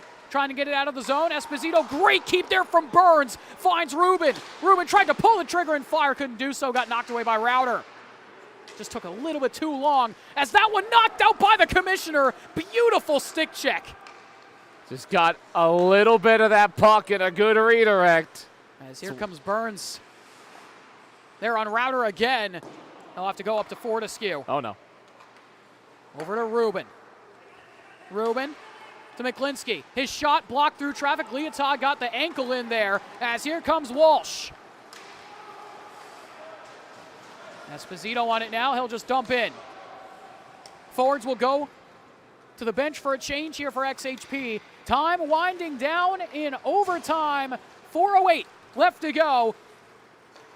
As Ruben just sails that on. And another easy stop there for John Werber. It's what you needed in that moment if you're Team Goose, because you had a lot of changes going on, a lot of chaos, a lot of situations where a counter could have occurred. Get the shot on that and let's reset. And get the ozone draw. Yep. For sure. Got some fresh legs out there as well. As Whalen is able to win that face-off, but Team Goose are able to take it away quickly as Konjevich trying to play the body along the wall. Looking for better positioning, couldn't find it. Centering feed, bounces to Spitznagel, can't get the shot off as Whalen and Gorski had him tied up. And Werber will cover again here with 3:49 left. You got to remember to be careful with that contact at the backside of the net. You do not want this to end on a penalty. Yeah, that was close. Yeah, it was about as close as you can get in this Jersey Pro League. That time off the draw, it's Team Goose with it. Puck around the boards, Gorski able to get there first, but not out of the zone. Now it's chipped out by Mulgrave, but Campo with a great stick play, but it bounces right back here to Mulgrave. Trying to find Pinko. Puck bounces away, here comes Team Goose. Quickly into the zone, laid off to Spitznagel. Spitznagel centering feed, stopped there by Werber. Here comes Alex Whalen. Whalen slow playing this. Fires a shot. Big rebound by Kenny into the corner. Pinko there to collect. Pinko to the point. Gorski there. Through traffic. That one got blocked in front. Mulgrave was left unmarked behind the defense as that one hops right up into the scorer's bench.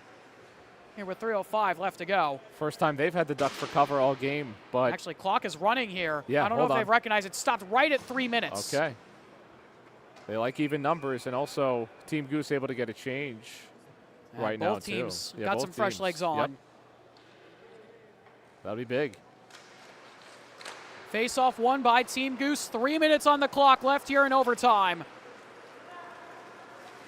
As Cam Palminosi drives forward. Less there. Gets a stick onto that. Once again, Brendan Less able to cause havoc in the D zone and break up plays.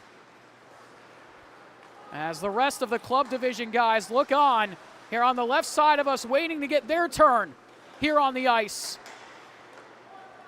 Here for their final game in just a little bit. As here comes Salvador. He'll lay off. Lecomte back here for Less. Less looking to try and find a lane to get a shot off, couldn't do so. Salvador takes it away again. And that one lofted, somehow stayed in play. I thought that was easily going to hit the net, but somehow just dropped down as Leotard keeps it in for now. Puck played out. Leotard with a good stop. Looks across, finds Hudson Salvador. 2 and change left to go. Salvador bumped off the puck. Puck played around. Able to find Van Tassel. He'll just play to Cam Palminosi. We've got a crowd now in this Jersey Pro League. Filing in, trying to see this overtime potential winner. As Miklinski able to come away with that. Bouncing puck. Konjevich has it knocked aside. Here comes Miklinski and Burns. Partial 2-on-1. Bouncing puck goes wide of the cages. Burns tried to find another option. Burns centering feed. Fortescue tried to find another shot lane. Faked the first one. Should have taken that instead. As Walsh tries to find Sordillo in close on goal. Did it go in? It did not, as Kenny got the glove down here with a 1:22 left to go. And of course the net comes off, and Fortescue absolutely overthought that shot before. He's a player that needs to let it rip, but what a moment for Kenny. The net comes off. You think it maybe went in. Wow. We know that Fortescue has a cannon. Yes. He should have let that one rip there. Yeah. Had a clear lane, didn't have anybody in front of him, had only the stick there. And even then you can create a rebound, right? You keep the puck in. You can get another chance on the rebound opportunity. Or, if there's someone that does get in front of that shot, it's going to stink. Yeah. As here comes Burns, trying to play this one over. Sordillo looking, pass out to Walsh, has Esposito with him. The MVP from last year trying to get on the puck with a minute left to go here in overtime. Esposito on it. Tries to play it down low, Burns will take it away. Mickey Burns sauces it across towards his bench, taken back by Alex Whalen. Puck sitting here at the red line. Cam Palminosi plays it across, Fortescue with it. Fortescue trying to cut around. Can't get by Konjevich. Walking in, looking for a wraparound feed. Rebound chance was there. It went wide. Hopped right up into the air and knocked away as Mulgrave comes away with it. Mulgrave into the zone. Looking to get around the cage himself. Centering for Pinko. Just doesn't have enough on it. Back and forth here with 18 seconds left. Pinko able to come away with it. Plays it across. Finds Mulgrave. Has a stretch into the zone. Mulgrave fires. Poked away by Kenny. Whalen was right there waiting for that pass with 8 seconds left. Time ticking down. Down there is Brendan Less looking to center, and Kenny will jump on top of it with 1 second left on the clock here in overtime. Oh, my goodness. Oh, my goodness. This has been back and forth.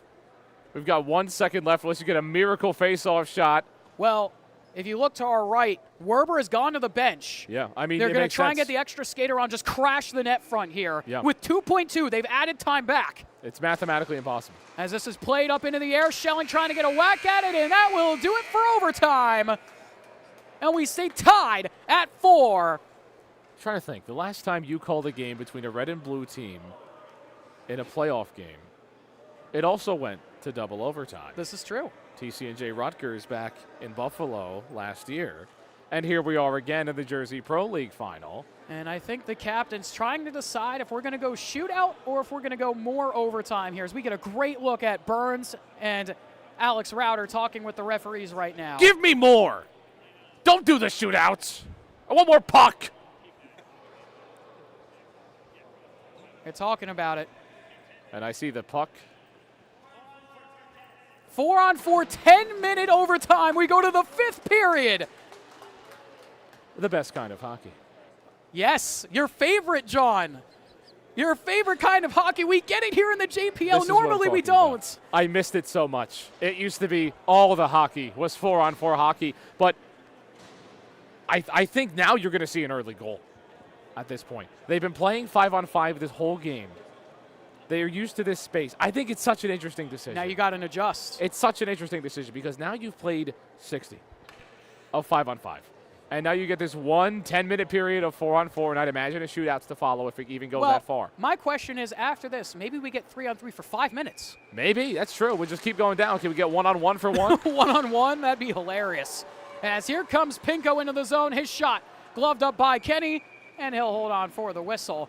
If you're just tuning in, thank you for doing so. I'm sure you're expecting the club game to be going on right now, but we're still in the Pro Division Final. Thank you for joining us. You're watching Breakout Sports Broadcasting, the Jersey Pro League Pro Division Finals here in double OT, tied at 4 here between the number 1 X-Hockey Products and the number 3 Team Goose Foundation. My name's Carl Pascal, joined alongside by John McCooch. John, this has been everything we could have asked for. Absolutely everything you could ask for, and I didn't even ask for 4-on-4 overtime, and I got it. But here we go. As this puck bounces here. Back up to the point. Mickey Burns can't hold on to that hot pass from Fortescue. And all I'm thinking is get Fortescue an open opportunity now because you have the player with the best shot on the ice. Get him an open look. You have one less man to beat. So here comes McGlinskey. Trying to pull up down in the corner. Gets that one tapped away as Leotard goes chasing after this. Able to keep the puck waiting for some help. Leotard cutting away, but it's knocked back to the blue line. And that's going to be an offside call here on XHP. Mulgrave not happy with it. But it's still a fine play for them because you disrupted everything. And you're able to do it. And you're able to just kind of move forward now in this one. But, wow. What a game it's been. This has been fantastic. And I know I said early goal, but both teams still, again, with that timidness to them. We're about a minute into the 5th period here in double OT. Schelling will wire this one forward. Whalen, sharp angle shot sails wide. Konjevich will keep it at the point. Konjevich off to Whalen. Cycling here at the blue line. Looking for rebound. Chance was there for Rauter. Got tangled up in front. Beautiful play by the defense there on to Alex Rauter. The commissioner was looking for the season-winning goal. And I think the shots have stopped counting because Kenny has saved a ton more. They've stopped counting. Yeah, they definitely have stopped counting down there at the scorer's table. If my guess is correct, I'm going to say somewhere it is around 50-ish. Kenny has 70 saves, it feels 70, like. let's just say 70. Yeah, that's what it feels like at this point. Drop-off feed. Here comes TGF looking for a backhander in front. No one there. Pinned along the boards by Schelling. Played back to Pendy. Trip Pendy. Looking for a lane to try and fire. Towards the cage. Rebound chance. That one hops wide. Router on it. Tries to find Schelling. That one got away from him. As it finds the stick of Heckel. They were looking for a too many call there for Team Goose. They're not going to get it here in double OT. I mean, it's how teams have been substituting all season long at this point. As here comes Heckel. He'll have to pull up and lay off. Van Tassel on it now. Here comes Nick Van Tassel. Van Tassel into the corner. Esposito over to take it away. Like I said earlier, the MVP last season for XHP was spectacular in the playoffs. As here comes Team Goose. That's stopped by Werber and a big crash at the net front there. As Penny and Campominosi go hard to the crease. And that's what you want to see, too. Get in front of that crease and make things happen. Unable to create a goal. And neither team really able to create a clean shot, a clean opportunity just yet, because probably the next clean opportunity is going in the back of the net. Most likely. Ryan Kenny has stood tall back there. For TGF, John Werber has been excellent as well. Both have allowed 4 as that one knocked away by Werber with the blocker. Gorski can't clear the zone. Get some help from Salvador, though, as they get it out. Hudson Salvador on it. Trying to get onto this puck. Him and Campominosi battle to the end wall. Gets bumped off there. Just a big muscle there from Campominosi as this puck is played out the other way. Gorski trying to get to this. No icing. We continue. Good speed there from TGF to get to it. Burns hunting into the low slot. Lecomte trying to keep an eye on him as this puck is pinned to the wall. This is what 4-on-4 creates, though. These chances, you have trailers now that are unaccounted for. If you get this puck out, you get a good shot. Got to keep your head on a swivel. If you're XHP, you got 3 guys down below the red line right now. Luckily, Salvador comes away with it for them as it's lofted forward. Lecomte trying to get there, but Ruben, the long reach of his stick, able to knock it away. The big size of Ruben, 6'1", 194. Able to get that one away from Lecomte. As Ruben finds Fortescue. Back to Ruben. Tried to go for the one-timer. High slot. They score! Team Goose have slain XHP. And the Team Goose Foundation are the 2026 Jersey Pro League Pro Division champions. 5-4 the final. As the Geese go crazy in the corner.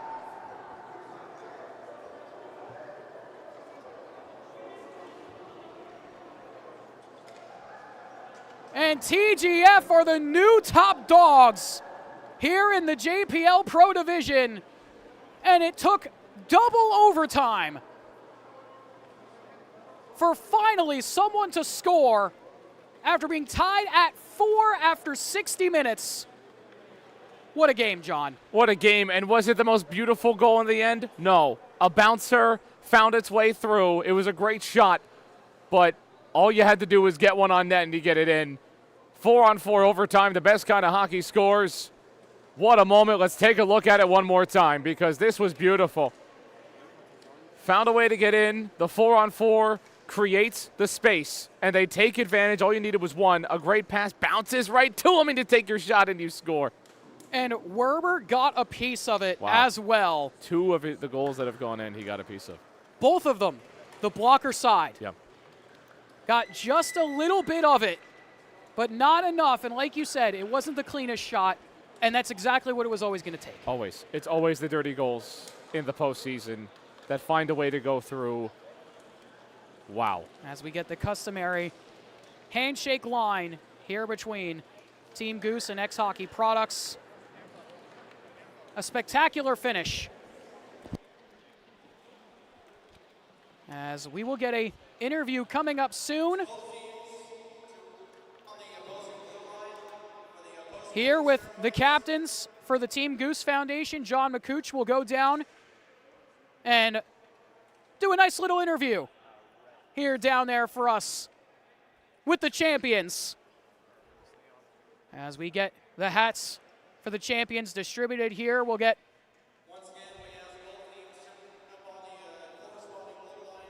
the reading out of the champions, the handing out of the trophy, and the celebratory matters here as Trey Wright reads out and talks over the celebration here between XHP and Team Goose.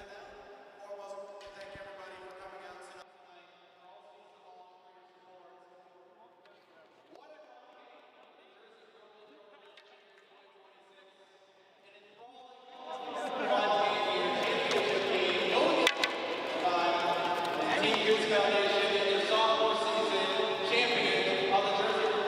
A round of applause. Let's give a round of applause, ladies and gentlemen.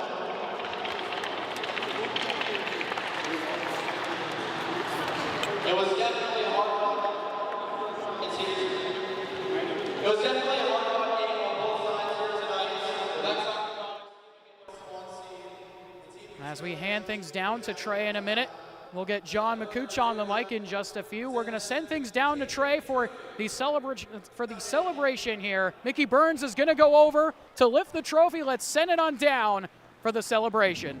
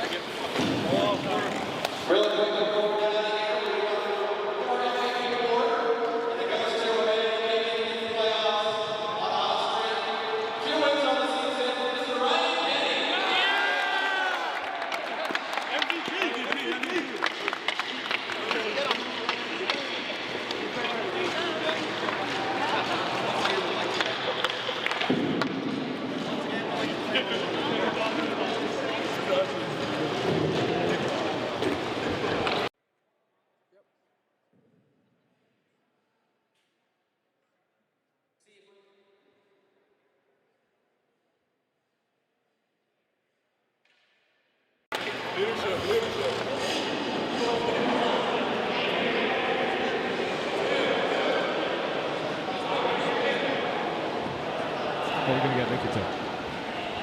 Or do you want to do one apiece? We're going to do them at the same time. Same time?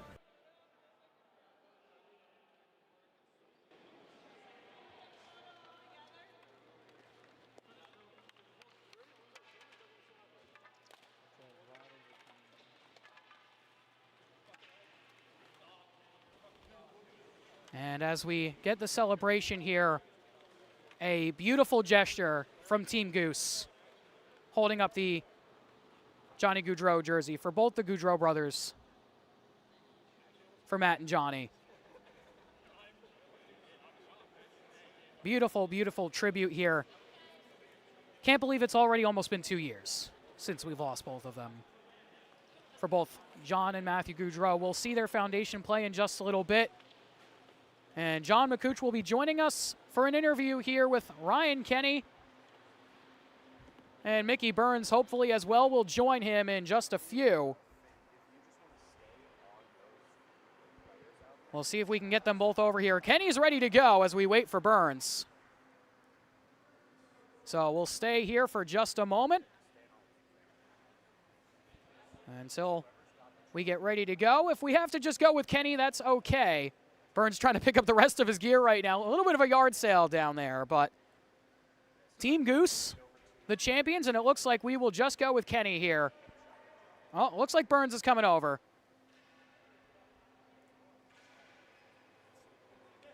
So we will do Burns and Kenny, and we will send things down to John McCooch in just a second here,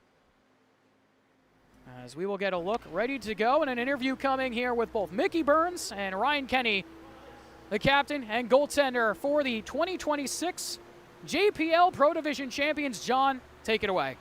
John McCooch joined alongside Ryan Kenny, Mickey Burns, the champions of this Jersey Pro League. And we'll start with the netminder. Kept the team in it for a while. Your guys got you the goal. How were you able to stop this squad? We had a plan in the room, and we executed with it, and the boys did a hell of a job in front of me to get this one. And a big overtime goal.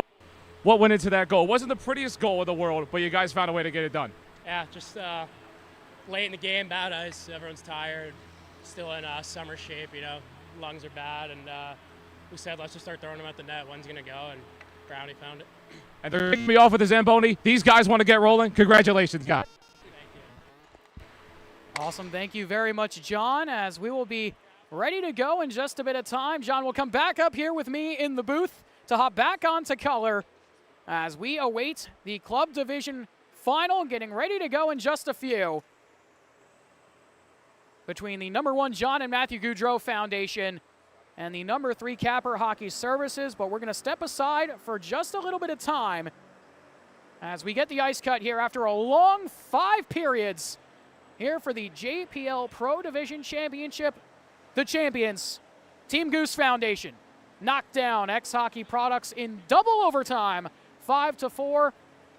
But make sure to stay tuned with us here for the club division final in just a little bit of time. We're going to do a quick ice cut, catch our breath. We'll be right back here for the club division final here on Breakout Sports Broadcasting. If you were tuning in just for the Pro Division final, thank you for joining us here throughout this whole year. It's been an amazing year. Once again, here at the RWJ Barnabas Health Hockey House, thank you so much for joining us here for the Pro Division. We will be back for the club in just a little bit of time.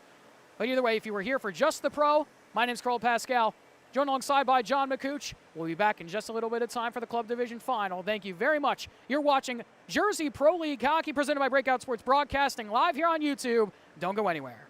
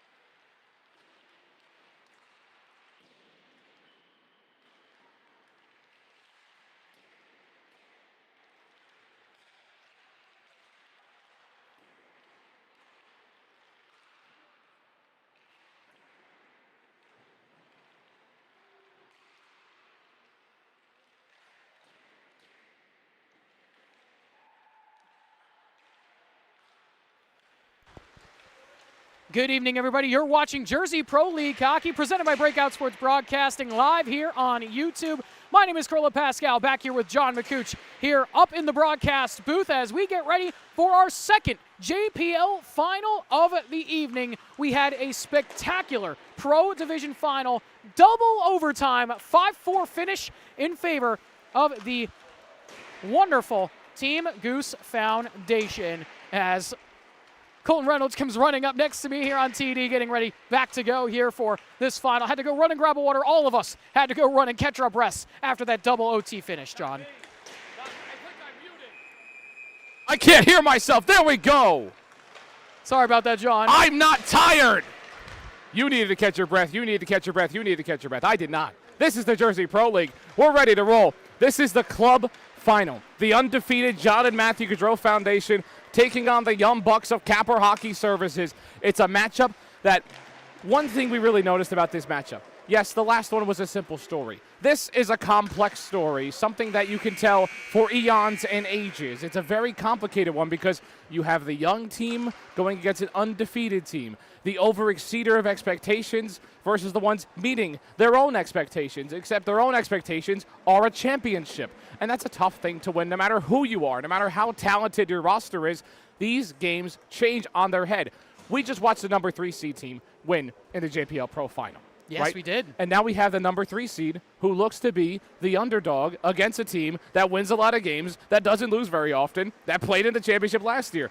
I've watched this game before. Listen, you say that they haven't lost very often. Right. They've lost one time. Right here. In 2 seasons. Yes. In this game last year, about an entire year ago, almost to the day. And thing number one on their mind is that. Yep. We've lost one game in our lives in this league. And it was in this game on a similar night. You have to find a way to redeem yourself. Now, that was against a different team. Correct. The number 2 team last year. We had the 1v2 last year. Yes. It was homegrown hockey. Right. This time, like you said, Capper Hockey Services, the number 3 seed. As we get a good look here at both teams coming out onto the ice. Here for the opening puck drop. Ready to go. The final game of the 2026 JPL season. Centers at the face-off dot, and we are off and running here for this one. The number 1 John and Matthew Gaudreau Foundation taking on the number 3 Capper Hockey Services. We are off and running here, ladies and gentlemen. Well, thank you once again for joining us here on BSB. The final game of the 2026 season here from the RWJ Barnabas Health Hockey House. No opportunity to catch your breath for everyone involved here. Absolutely not, as that one sails up and out of play into the netting. Well, there's one. There's a little breath, and while we've got a chance, let's take a look at the Yes. goaltending matchup. Snowden Lang back in the net here for Capper Hockey Services today, filling in for George Cote yet again. Lang, after coming in here in the middle of the season for Capper, has been spectacular back there. Then on the other side of things, for the John and Matthew Gaudreau Foundation, it's Matthew Carter back there. And you and Trey talked about it in the game yesterday for JMGF. Both these teams coming off of games yesterday in the semifinals. For Matthew Carter, you guys talked about yesterday. Not the best numbers. No. But it matters where he puts it where it counts. Yes. And when you need a save. Yes, when you need a Matthew save, Carter he delivers. is there. When you don't need a save, maybe he doesn't deliver. But in these big moments, it's all Matthew Carter, and he makes saves that you can't even believe that he makes. He makes the star-studded saves that give you momentum.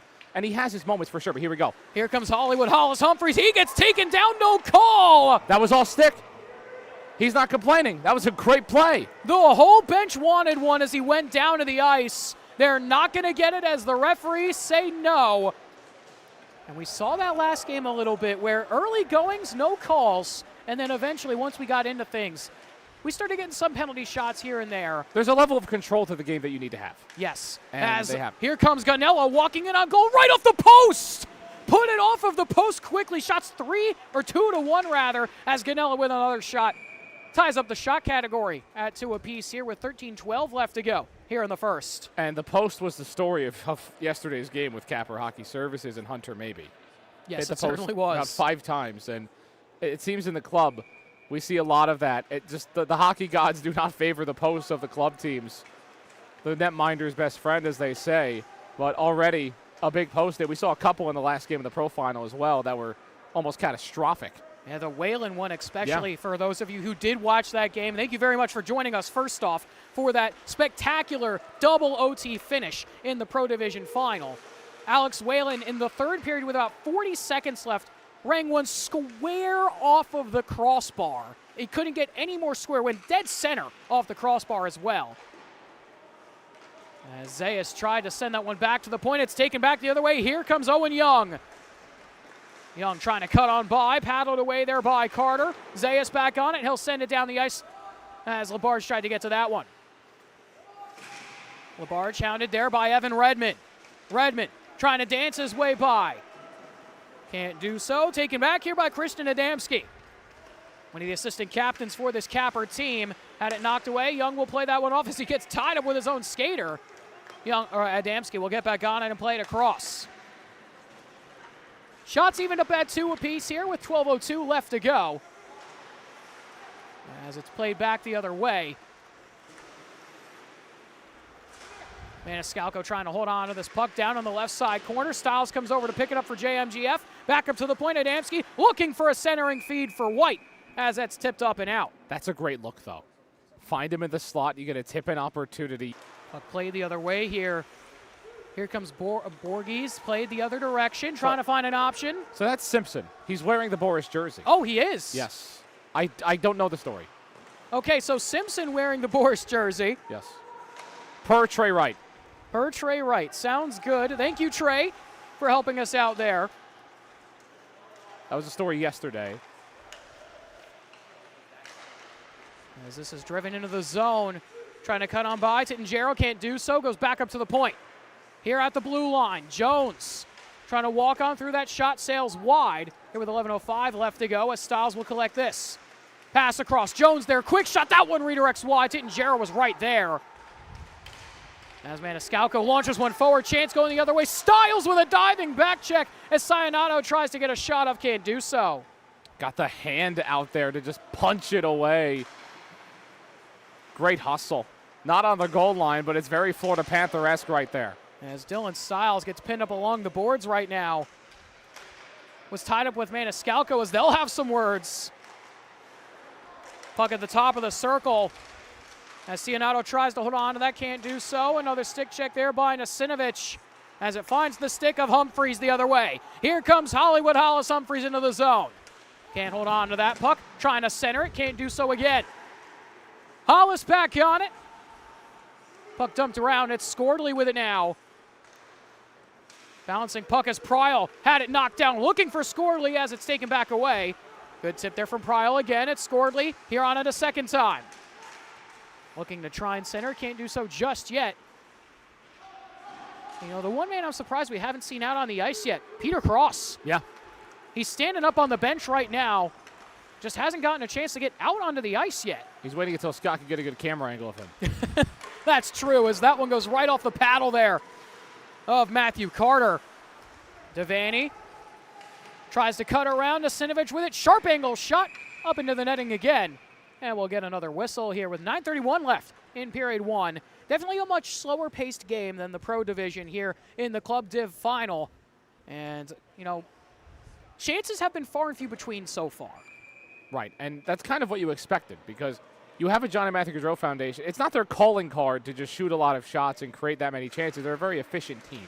Same with Capper, really. They become a lot more physical. They become a lot more calculated as they played together more. So I'm not exactly surprised that this is what we're getting. Scordley almost whiffs there. Yes. Almost a good chance. Scordley, if you go back to the game during the season between these two, Scordley ended up having 3 points in that game, had 2 goals and an assist as we get another one up into the netting behind Carter. But Scordley one to watch, Pryal one to watch here in this one. Last game, they both were excellent for JMGF. They were. Clayton Frat Star Pryal, as they call him at Michigan. I did look that up. That is a real thing. But that duo of him and Hollis, Hollywood Humphreys, worked last night as well, and I expect to see that connection a lot today. And speak of the devil, here comes Hollywood Hollis. Right into the zone, fires a shot off the post and way out of play. Did that come all the way up here? All the way out. It came all the way. I don't know if it came up here. From here. You want me to go get it? I can go get it. You want me to go get it? If you want to, John, I'm going to go get it. I'm going to go get it. We're going to have one of our camera there we people go. go get it. Yep. Thank him for his service. Colin Finkbeiner, the sergeant, running over to go get that one for us. Yeah, like genuinely. Thanking him for his service. As he'll go snag that puck. There's another one down there too, actually. He's got 2 souvenirs. As this is taken back the other way, here comes Devaney. Devaney walking in. His shot goes wide of the cage. Good look there for Devaney. Just didn't get it on target. Thank you, Sergeant. As this is played the other way. John holding on to that puck. Yep. Made in Canada this time. I remember the Rockets pucks, they're made in the Czech Republic, now Czechia. Most of them are. Yeah. As Peter Cross enters the zone here trying to hold on. Centering feed, looking for Redmond. That doesn't get there. Turnaround feed, Redmond there. Oh my goodness, what a save by Snowden Lang. Back right to Redmond again, but it hops away for Devaney. Save of the game so far. Might be save of the day. Oh my goodness, what a save from Snowden Lang. We'll get another look at it if we can at the next stoppage. Let's see if our technical director got it.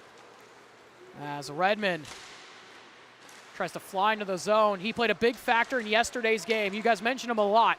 As this is taken here, walking in, played across, Canella there. Oh my goodness, Lang again! Oh my goodness, call the cops. Robbery there from Snowden Lang. Call the FBI! This guy's absurd! We need MI6 for that one. Interpol. Somebody as Lang. GIGN. So many big stops here this year. Makes 2 gigantic ones. As out the other way, here comes Owen Young. Young looking, he fires, stopped by Carter. That's not going to work against Matthew Carter. The pass was there to create a quick shot opportunity. He held it, took a shot. As that one lifted up and over. Beautiful chance from Tittingero. The Providence Friar looking to get the scoring going here in this one. No one has gotten one on the board just yet here with 6:42 left to go in the first. If you're just tuning into this one, thank you for doing so. You're watching the Jersey Pro League Club Division Playoffs here for 2026 live here on Breakout Sports Broadcasting here on YouTube. Thank you for joining us. My name is Colton Pascal, joined alongside by John McCooch. It's been a great evening here in Newark, New Jersey.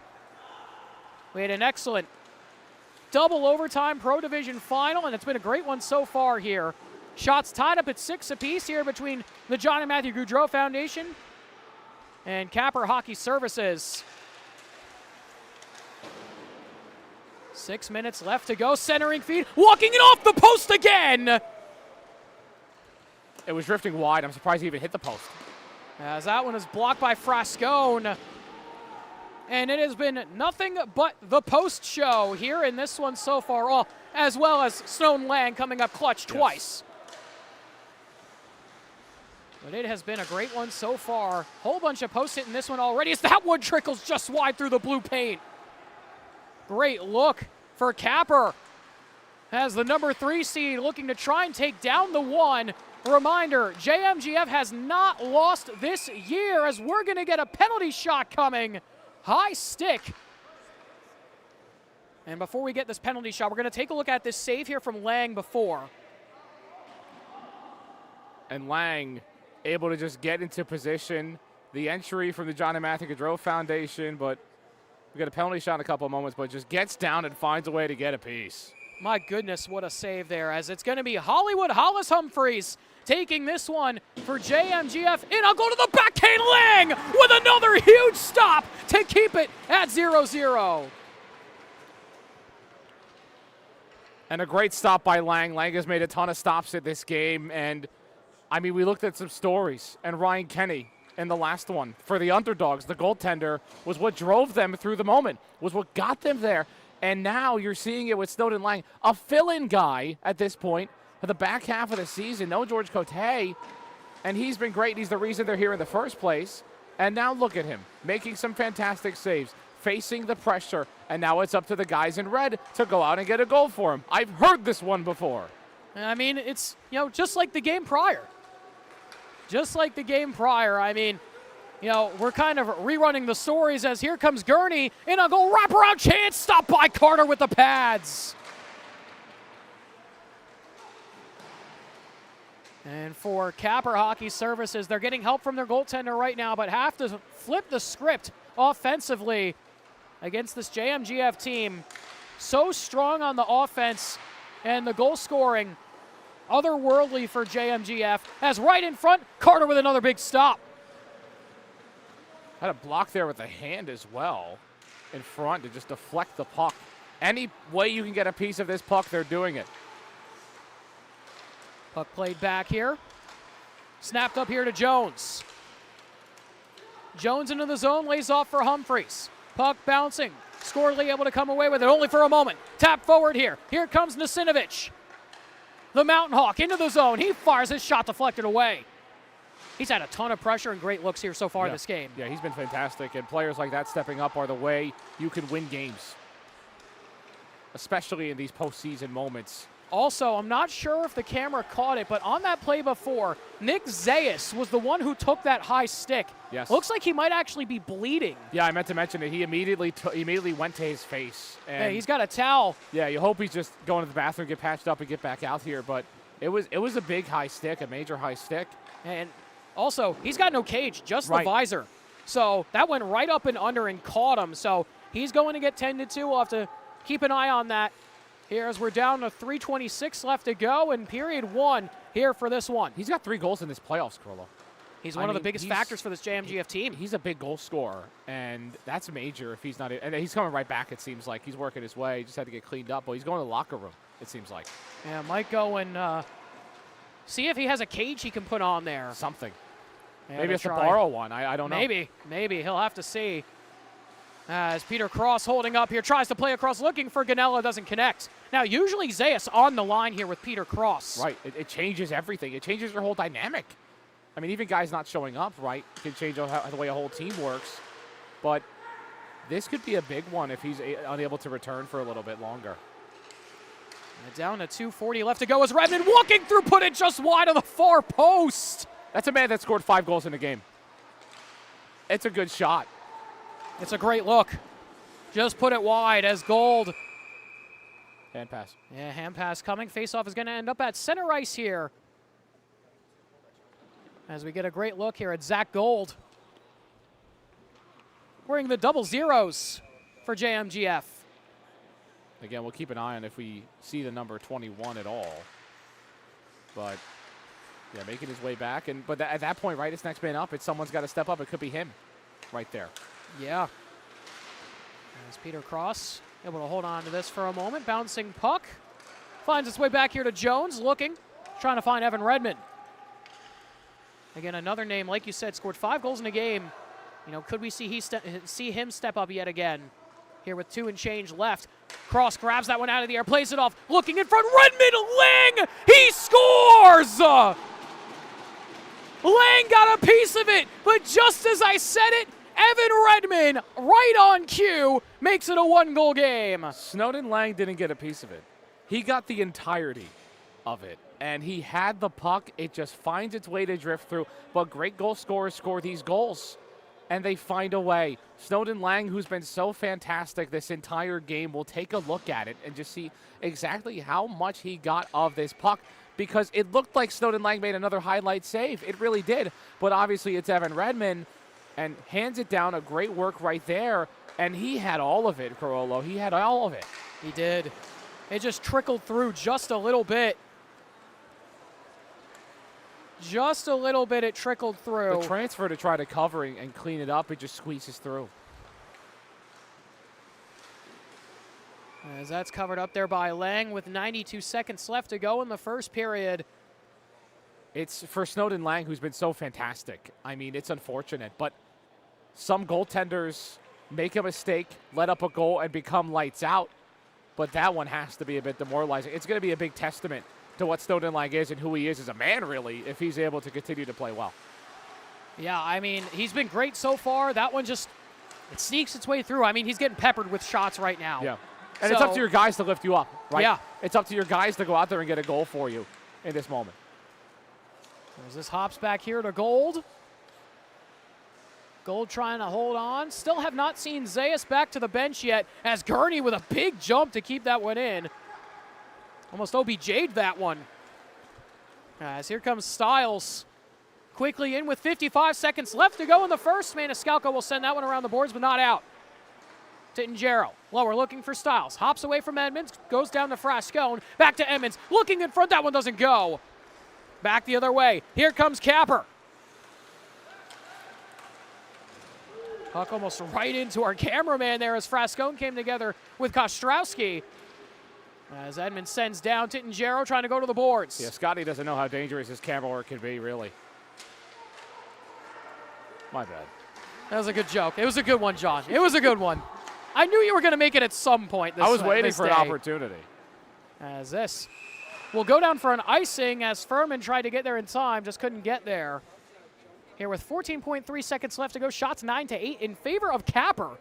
But JMGF up by 1. You know, it doesn't feel like it. It doesn't feel like it. It feels like JMGF is still in control of this matchup. And that's just what it feels like, right? But the shots don't show that. The shots don't show it. But puck possession, again, is exactly what it is. And John and Matthew Gaudreau Foundation, their efficiency is what they are. So I don't expect them to lead the shot total right now. No, as Pryal tried to center that. Humphreys there looking for an option. Pryal along the boards, trying to find a centering feed up to Gold. 2 seconds left, right off the post again as seconds expire here in the first. John, I think that's 5 posts this period. Yeah, that sounds about right. There's a magnet on this post right now. It's just itching for pucks. It didn't get a lot last game. It wants some right now. It's as close as you can get. Even yesterday, one of Hollywood's goals was one that ringed in right inside of the post in that corner, and somehow we didn't even think he scored. I knew he scored, but we didn't even think he scored for a moment. Wow. That's a way to end a period right there, Carollo. Man, right off the post there for the 0-0 of Zach Gold. Ties the shots at 9 as we head to intermission and get a great look here at the JMGF bench. Yep. As we will head to intermission. Yeah, the John and Matthew Gaudreau Foundation right here. You see Hollywood. You see Gold who stepped up in this game, right? And this is a team that you don't sense any worry from them, even whether they're up, whether they're down. And they play together, and they've got a great guy in Matthew Carter that's able to stand tall and make things happen. And I don't sense any panic, even when they are down, even when they are in moments. And they're up right now, and they play the same. This is a team that plays like it's 0-0 all the time and is just ready. Capper is doing about as good as you can right now. And they gave up a goal, and it was one they just trickled on in. And defensively, I have no issue with the way Capper is playing. Offensively, Capper's speed is their advantage in a lot of these games. Capper's physicality has been an advantage. Their counterattack was what got them from down 1 to get 2 quick unanswered. I haven't seen their counter. They're getting out physical, and I haven't noticed their speed. So they have to get back to what Capper does, and this is the rush you want to see. Yeah, certainly is. And, you know, one person we haven't said a ton of here this game is Hunter Mabey. Right. He's on the bench now, and I don't know if you caught it before, but Furman left at the end of that period as Humphreys tries to go across. He scores, and JMGF lead 2-0 here in the final. It's a weak counter from Capper that comes back to bite them. And it leads to Hollywood Humphreys getting his shot. Lang is in a decent position. The shot is just good. And now you're up 2-0. And here comes the John and Matthew Gaudreau Foundation, a team that often goes up 2-0 and doesn't let go of it. Yeah, they keep leads all the time. As Hollywood Hollis with a beautiful shot beats Lang on that glove side. As this is played the other way, Lang able to cover up on that one. And another good rush in on goal for the John and Matthew Gaudreau Foundation. And there they go now. This is where the John and Matthew Gaudreau Foundation thrive. It's the reason they're undefeated. When you have a team on their heels, they take advantage, and they get a couple more, and they make it difficult, and they make it demoralizing for you to try to counter. Capper has to respond now, not later, not settle in. You respond now. Yeah, you have to if you're Capper. And we were just talking about Hunter Maybe. He's on the ice now. Nasinovich with it, trying to center. That one got blocked away. Also, Furman back on the Capper bench. Might have been an equipment issue thing. Still no Zayas back here for JMGF, but it hasn't mattered so far. Not at all. As this pass trying to find Pryal. Bounces here for Scordley. Scordley drop off. Humphreys with it. Trying to cut around. Beautiful move. And a goal right off the face mask there of Snowden Lang. That one hard right off the schnoz.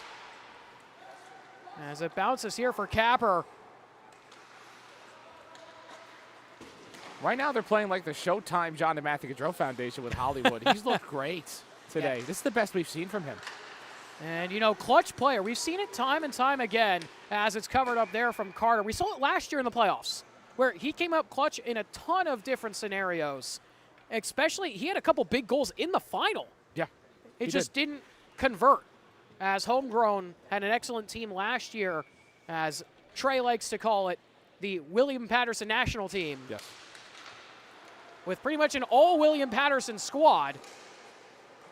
And they're a team that I expect to be out for vengeance next year. Oh, yeah. Right?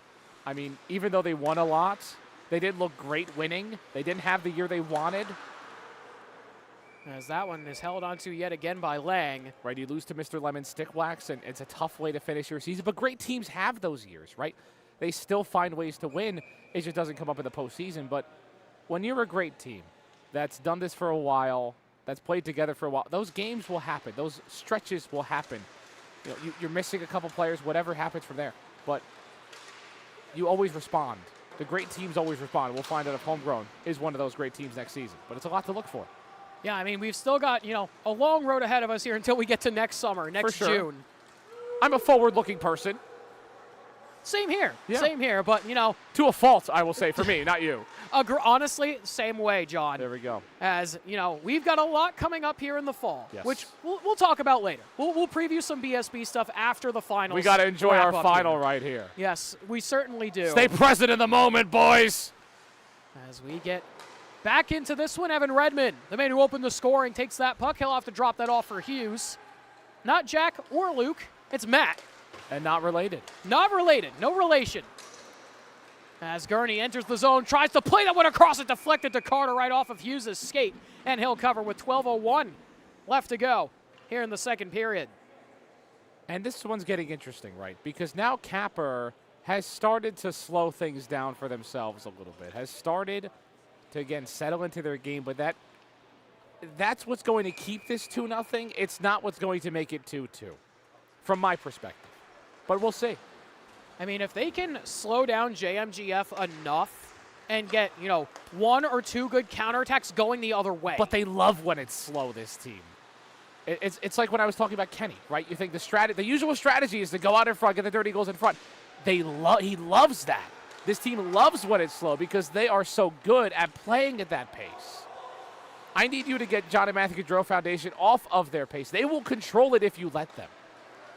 As it's taken back, here comes Capper. Young gets knocked down. Styles with a beautiful stick check. As into the zone. Gold with another good stick check of his own as this goes to the point.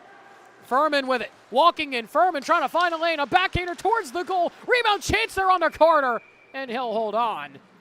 And shots are tied at 12. But you mentioned it before, John. It does not feel like Not that. at all. If you told me don't track the shots and just guess, I would guess 2012 or something of that variety. A pretty significant gap in terms of just shots. Now we'll see. Maybe shot attempts are different. But it's been John and Matthew Gaudreau Foundation's control. Yeah, JMGF has definitely had the fair share of shot chances. As Frascone. It's like strikes versus significant strikes, right? John and Matthew Gaudreau Foundation has more significant strikes at this point of the going. This will go to Styles at the point.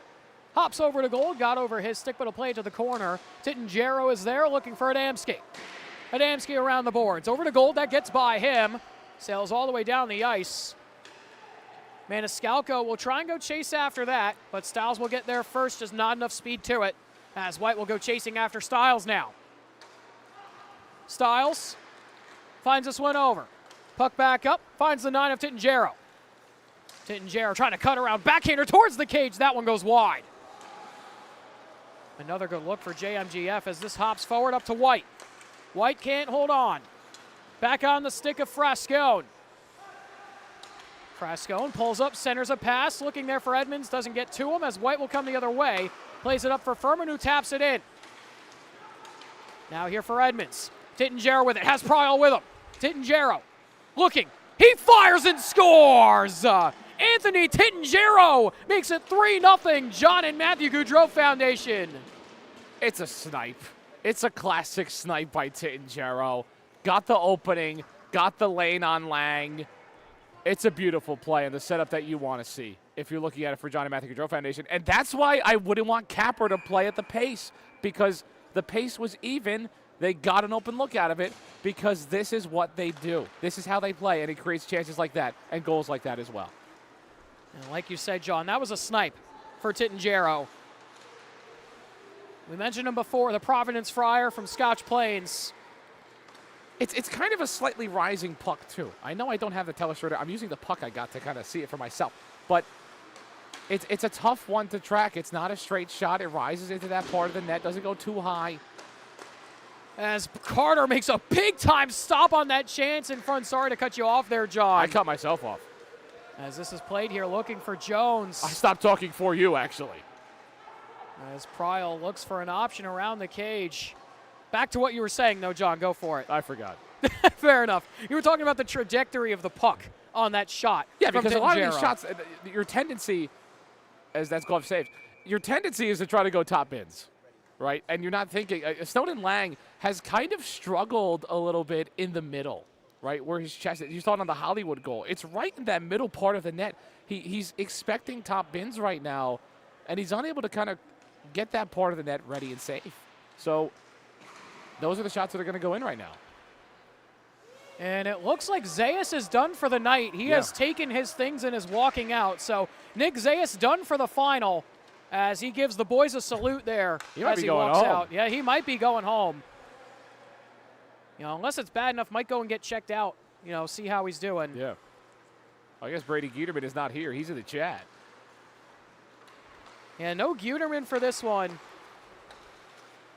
Either way, the John and Matthew Gaudreau Foundation up 3-0. Right, so a team down Guterman, down Zayas now. It's a deep team. As here comes Hollywood Humphreys in on goal. That time is stopped by Lang. Like you said, a very deep team for JMGF. It's a very deep team, and they can rotate as much as they want. Obviously, as long as the stars show up, they're fine. But they've gotten it so far. Yeah, their depth is figuring it out right now, and definitely expect them to continue to do so. Puck played forward here for the 17 of Patrick Devaney. As Devaney looks in on goal, Carter there, able to stop that one. As Jack Gurney was right on the doorstep. And you're still waiting for that moment from Capper where not necessarily you think, oh, this is the moment they're back in the game. But the moment they start to show life, that they can get back into this game. And you haven't seen it just yet. It's a lot to say about the way that JMGF is physical and they control games. But Capper, a lot of the time, they get that counter. They get that chance. They haven't got it yet. Yeah, they have not had a ton of great chances. Now Nasinovich in a goal, he scores! John, you spoke it into existence. And Matthew Nasinovich, the counterattack for Capper, puts him on the board. Wow. I would like to thank the committee for giving me this brain. Wow. What a moment. Makut Stradamus does it again. I'm back, boys. That was beautiful. And just take it away, counter, set it up, turnover, mistake, take advantage. That's how you get back into a hockey game. What a beautiful shot there from Matthew Nasinovich as here comes Redmond. He scores! Evan Redmond steps up and says, how do you do? His second of the game. Yeah, my point was about how John and Matthew Gaudreau Foundation always responds next, obviously. That was what I was going to say. But it's a nice way to get in.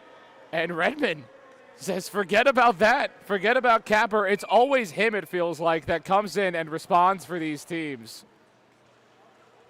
Redmond, his second of the game, as we'll get another look at it here right off this goal. Here from Nasinovich, we were still looking at the replay on it. Yeah. As Redmond, with a beautiful shot, rips that one home. And those goals in quick succession. As here comes Cianato the other way. His shot deflected, goes up and out of play. As a couple of quick goals here. 4-1 the score as Oh, my goodness. we will go over. It was 15 seconds goals. away from each other. And you have an Evan Redmond goal, 2 Tittingero goals, Nasinovich and Redmond now. So Redmond and Tittingero leading the way. It should actually be Hollis Humphreys on Right? one of Yeah, those I goals. believe so. You're right. Humphreys did score. So Evan Redmond, 2 goals right now. He's on hat trick watch.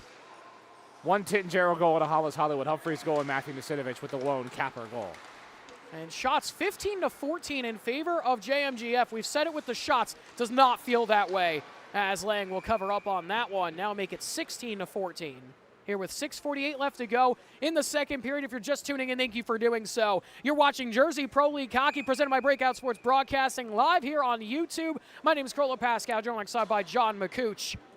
It's been a good one so far. A great evening here at the RWJ Barnabas Health Hockey House. Final day is always fun, no matter the quality of the games.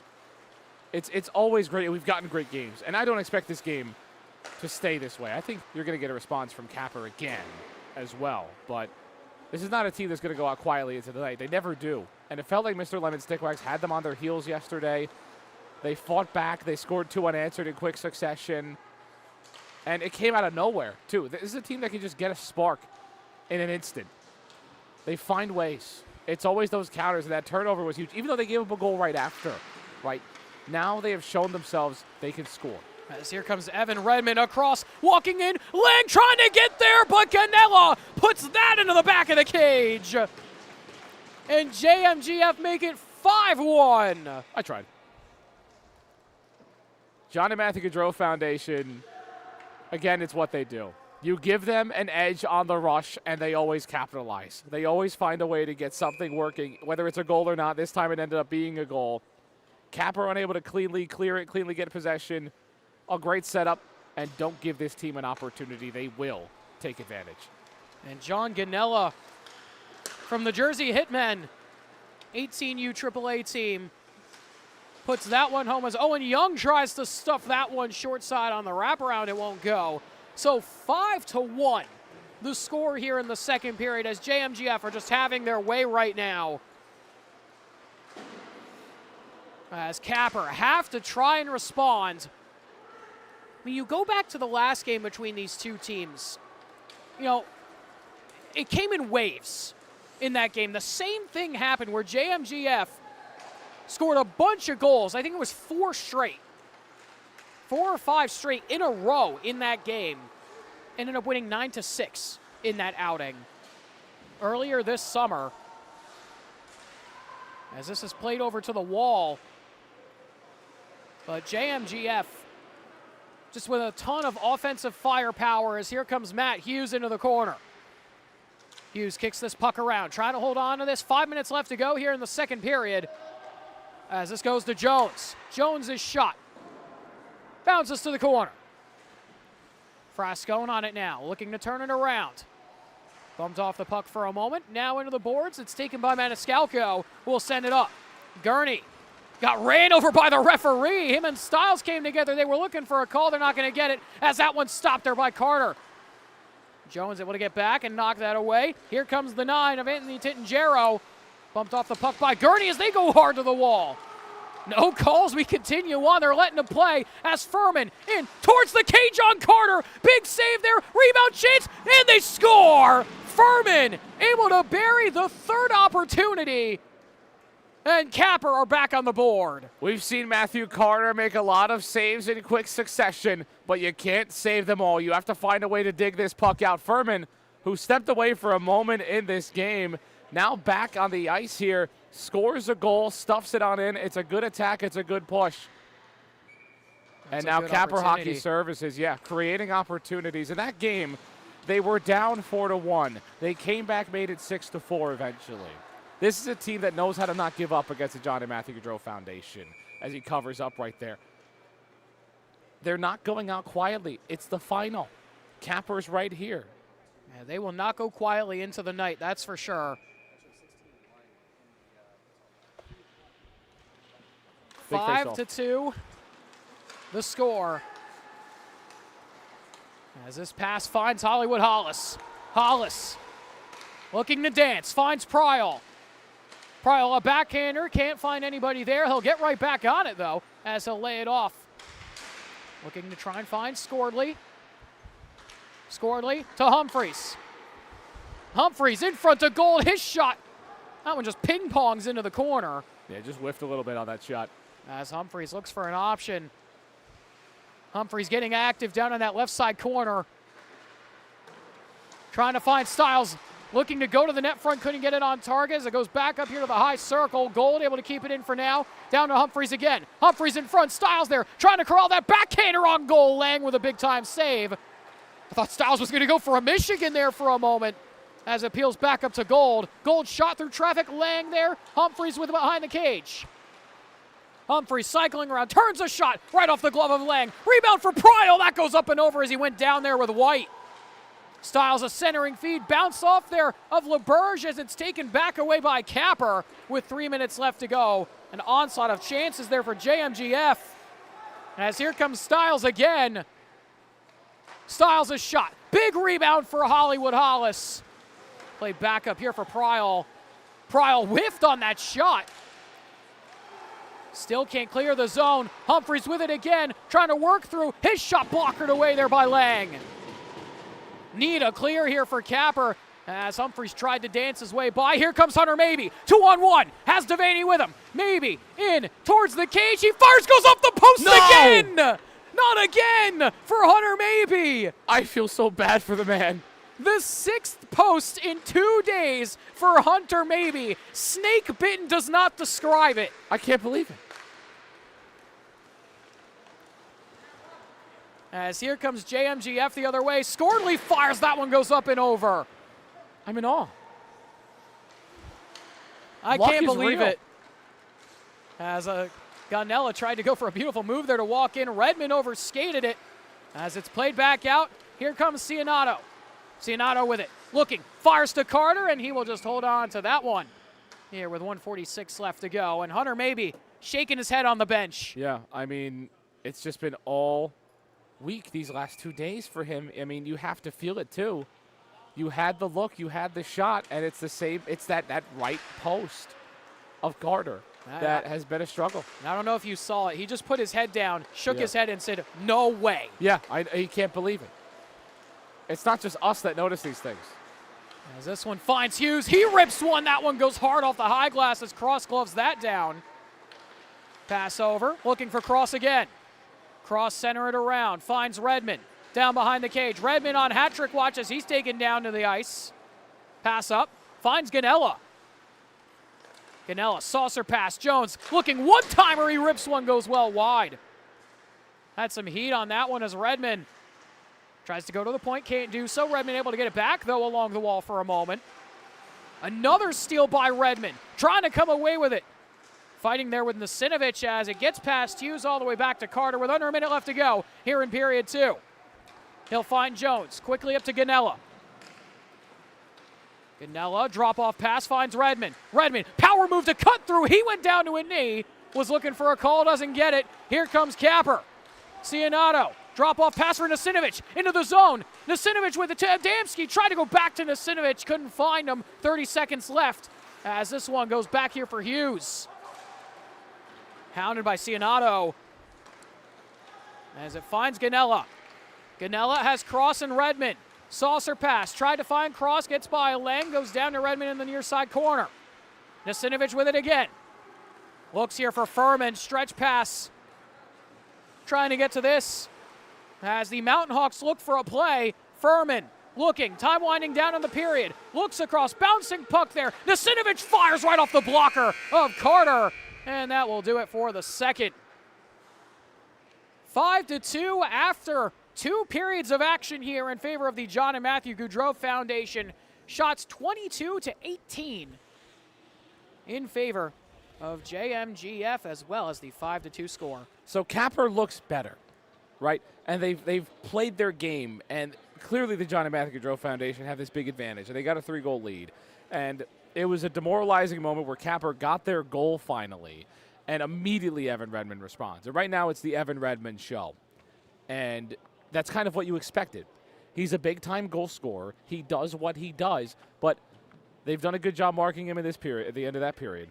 They found a way to kind of settle back things in for Capper, and they need their goaltender as well, Snowden Lang, to step up a little bit more as well. There's 5 goals on the board. Some of them are savable shots. This could be a much closer game. And you look at George Cote not being here and how that could factor into this team. They're still here, and Lang is a great goaltender. But right now, defensively, the John and Matthew Gaudreau Foundation are penetrating this defense very well and very easily on these rushes as well. So Capper clean things up defensively. Their counters are where they strive, and counters start with defense. So that's what you need to see from Capper Hockey Services, is this defensive unit is what is going to have to step up if this team wants to win this game. Certainly. The defense has to be better. And you're mentioning without George Cote, he hasn't been here for a large majority of this season, but he actually played games in the Pro Division. That's what you're missing in net for Capper right now, is a guy like George Cote. Lang, has been really good filling in for him. He had those spectacular saves at the beginning of the game, and he's just not getting the help in front of him right now. The defense has not been there, like you said, John, and they have to try and lock it down a little more defensively, as Lang will gobble that one up with the leather quickly into this third period. And again, the shots on goal are not that far off. No. You look at the score and the box score, you're not thinking that. You're thinking this is a game by a netminder that's making mistakes, and he's made a couple. But again, their scoring also runs through their defense at this point. So it's what you want to see. Good defensive work needs to happen. As Furman tries to hold on to this, bounces away over for Scordley. As Frascone will take this the other direction. Here comes Frascone. Frascone across to Edmonds in front of Lang with a beautiful stop with the pads.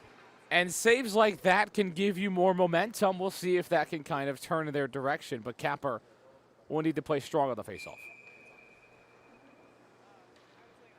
Fresh legs as well coming out for these squads.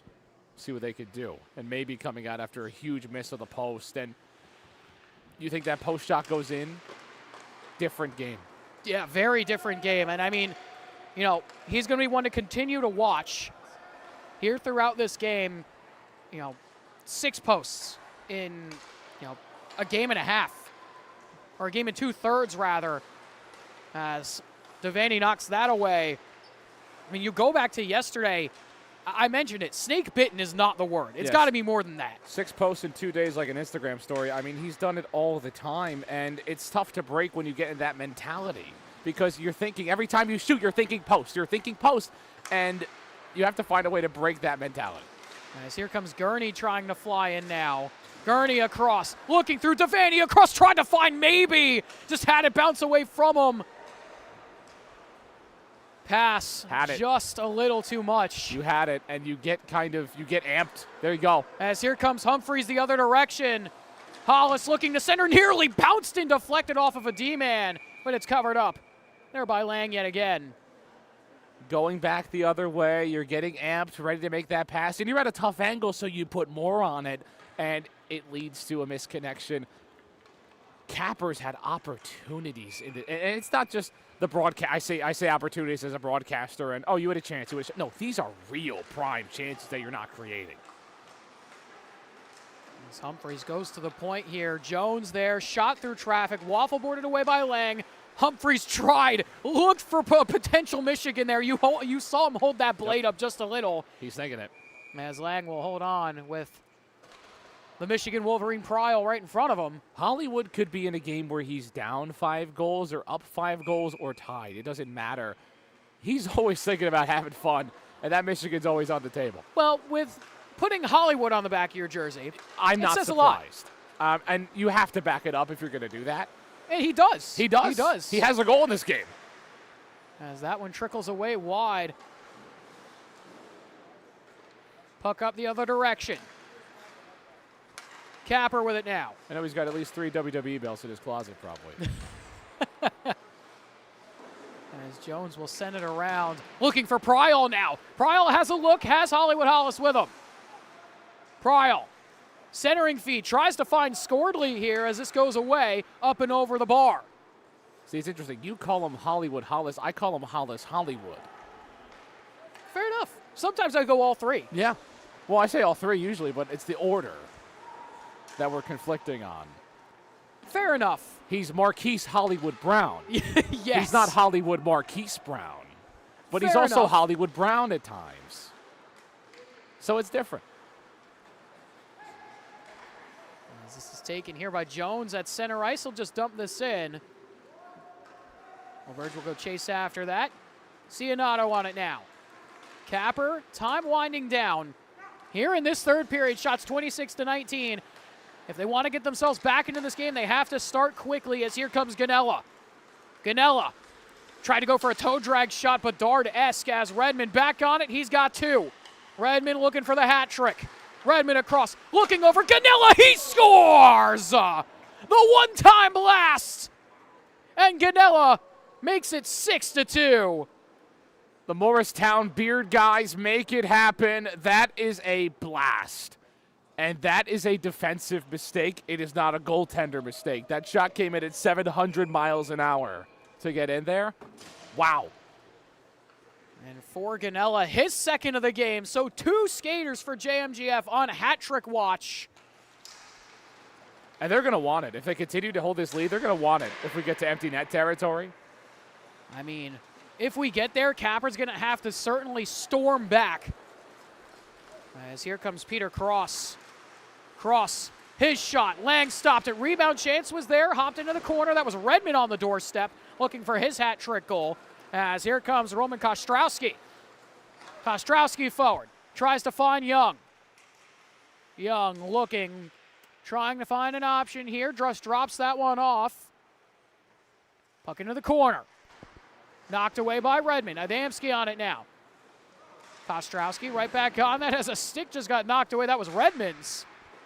Might not want to lose that one, but you've got 2 with it.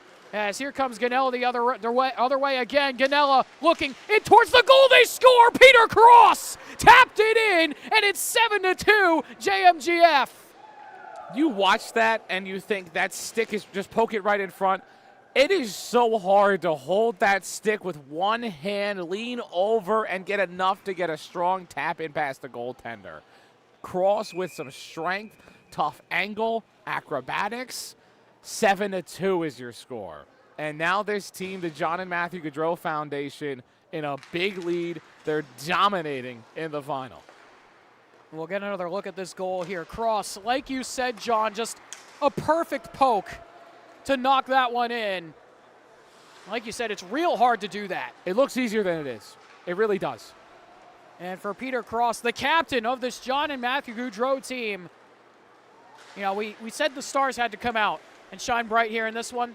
They've been doing that. Even without Zayas, even without Guterman, the Stars have been here tonight The for Stars JMGF. shine brighter deep in the heart of Newark, New Jersey, and here comes Frascone. Frascone trying to hold on here. Can't hold on to that puck. It's taken away by Gurney. Gurney tried to slip by, but Jones was there to help out his defense as he'll drive in 3-on-1. Jones fires right off the post again. Make that 8 this game. Yeah, and so many. As here comes Devaney the other way. Devaney looking, saved there by Carter with the pads. Has come up when he's needed to. As Furman has that one stripped, hitting Jarrow with it. Had it knocked away again as maybe gets stripped a second time. Back and forth as it hops back down below the blue line. As Titton-Jarrow able to take this away. Has some room one-on-one.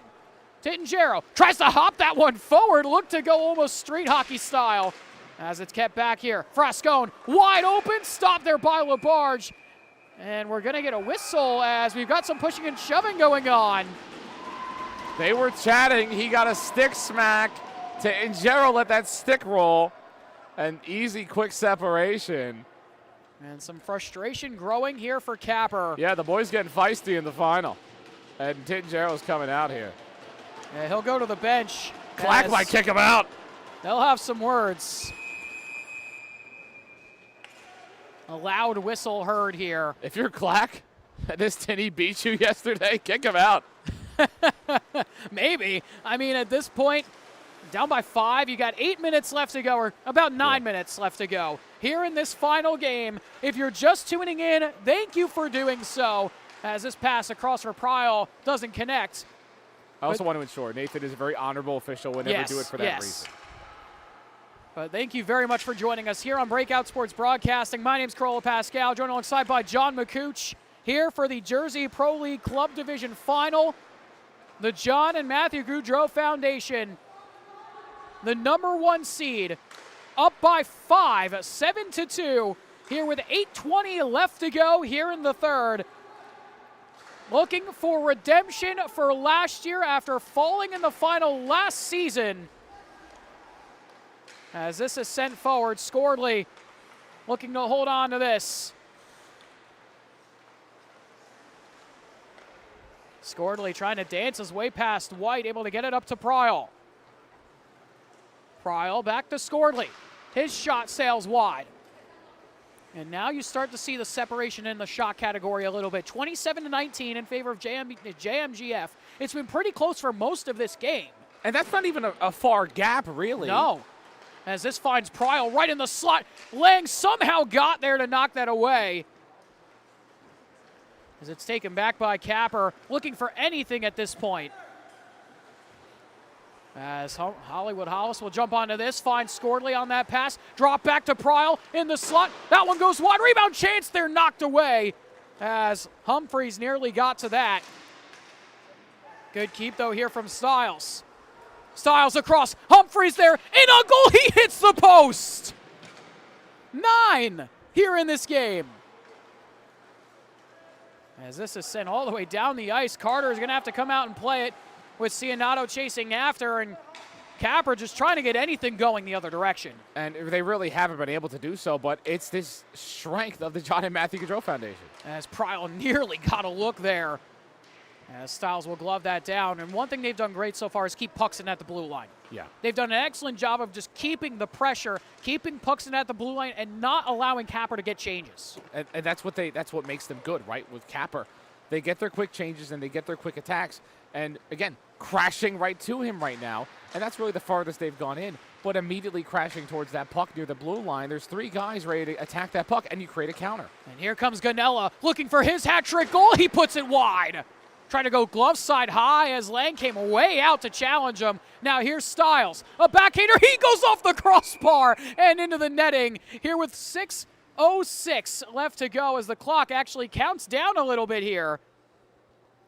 Is it going to stop? It stopped at 6:01, so a couple seconds ticked off the clock, but make that 10 posts. 10 John. posts. 10 posts. It's unbelievable. And, I mean, 6 of them from Hunter maybe yesterday, too, when you talk about the last game. So really counting everything over the last 2-3 games, counting the championship and the semifinals, it's about 20. I think, yeah, I was about to say, It's we're at probably least. around 20. At least. As that one's kicked away. Rebound chance, a huge save by Lang on Ganella looking for the hat trick. And it's so easy, right? If you look at a score line like this, to sit there and go, oh, the goaltender wasn't good tonight. But Snowden Lang has made great saves, has had decent position. And I don't even want to say Capper has played poorly because this John and Matthew Gaudreau Foundation team, they're undefeated for a reason. I think they've just stepped up when they've needed to. Yeah. As this pass bounces here for Redmond, the other skater, looking for the hat trick, and they've actually paired up Ganella and Redmond on the same line. Makes sense. Someone's going to score. As Styles will hold on to this. Styles looking, centering feed. No one there. Ganella was looking, but it's played up here to Devaney. And that may also be the line now anyway without Zayas, too. That is true. Now, maybe they should have been rolling that the whole year. It looks like it. Yeah, Zayas was the problem, obviously. Not like he scored 3 goals in the playoffs or anything. As if he didn't have a whole bunch of goals this year. Right. As this is played all the way back out. Taken here by the 26 of Max Simpson. Simpson forward. Nasinovich up to Devaney. Devaney poke checked there by Ganella. Here comes Ganella. Trying to power his way through. Stop there by the back check. And as it's played back the other direction here, Tom White sends forward Adamski with it now. Adamski looking. Pass across. Tried to find Devaney. Just way too much on that saucer pass. Overcooked that one. As here comes Ganella and Redmond. Into the zone. Ganella tried to play to Redmond. As it'll go back out for Adamski. 4 and change left to go. Here comes Capper. They score! Tom White rips one home. That's the counter that you're looking for, that you've looked for a while. And for Capper, you hope it's not too little too late. But That's the chance that you've been looking for really all game, to get Carter out of his spot, to get a sliding pass there, and it's a good roll. And this is the other one.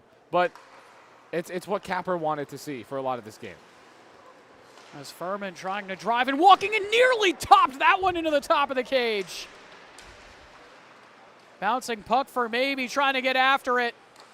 Can't do so as Hughes will pick it up. Hughes looking up off the wall, finds Frascone. Frascone forward into the zone. Trying to dart around. Frascone wrapping around the cage. Pulls up, just trying to kill some more time here on this clock. Up by 4. Centering puck again, hops away. Here comes Maybe. Hunter Maybe. In on goal. Lays that one off for Furman. Furman to the point. Top of the circle, actually, as it finds its way to Gurney. Gurney trying to slice and dice. His shot right into the glove of Carter for the whistle with 3:23 left here in the third period. I think that's the commissioner getting ready to do what he's got to do. I mean, he was on the ice for the last one and is going to be on the ice just in a different way here for this one. His squad fell not too long ago. As that shot trickles, knocked away there by Carter with the blocker. As that one, another save by Carter on Gurney as Furman with some pushing and shoving there at the net front with Jones. Two big fellas down there. Yeah. I mean, it's always the two big fellas that find a way to go at it at some point. But you don't want this game to get chippy at the end here. As John and Matthew Gaudreau Foundation hoping to coast, but still plenty of opportunity for Capper. As Furman fires another save there with the blocker. As here they go. Here they go. Jones and Furman really going at it down there in the corner. They're trying to throw punches. They're trying to throw punches here in the JPL. Scotty, get out there. As Clack has to come over and break it up with the ref for the rest of the referees. Jones still trying to throw a glove there. And both benches on their feet. And you knew it was going to happen at some point. You could feel the tension coming. Yeah. And both their nights are done. Can't suspend them. Well, that's the last game of the season. They're putting him in the box.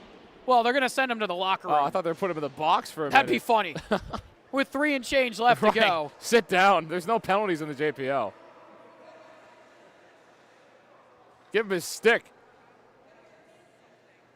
Oh, my goodness. I mean, you felt it coming, and you're glad it didn't turn into something different. And now they're just having a joke about it, it seems like. And, it's, the age-old thing with hockey players, we see it time and time again. You get in a fight, laugh about it after. It's all good. It's all good. You respect each other. It's a mutual respect thing. Most of the time, you're only fighting with a guy that you have some sort of respect for, at least as a player. Maybe not as a person, but you have so much respect for them as a player. And a lot of the time, it is a person. As here comes Capper walking in. That shot stopped away by Carter again. Here comes Peter Cross, looking for his second of the game with 2:40 left. Cross, he goes off the outside of the post. 11 here in this one. The post has gotten a lot of camera time here today. Here this week. Yeah. As this is played down the ice, Gold will go after it here. Gold around the boards. Puck into the wall. Taken here by Young. His shot up and over the bar got deflected by Gold. He's been really active with his stick there in the D zone tonight. He has. I mean, all of these D-men have for John and Matthew Gaudreau Foundation. They've been active. They're making it tough for Capper, a good offensive team, making them look as if they're having an off night. As this hops down behind the cage, under 2 minutes left to go here in the final.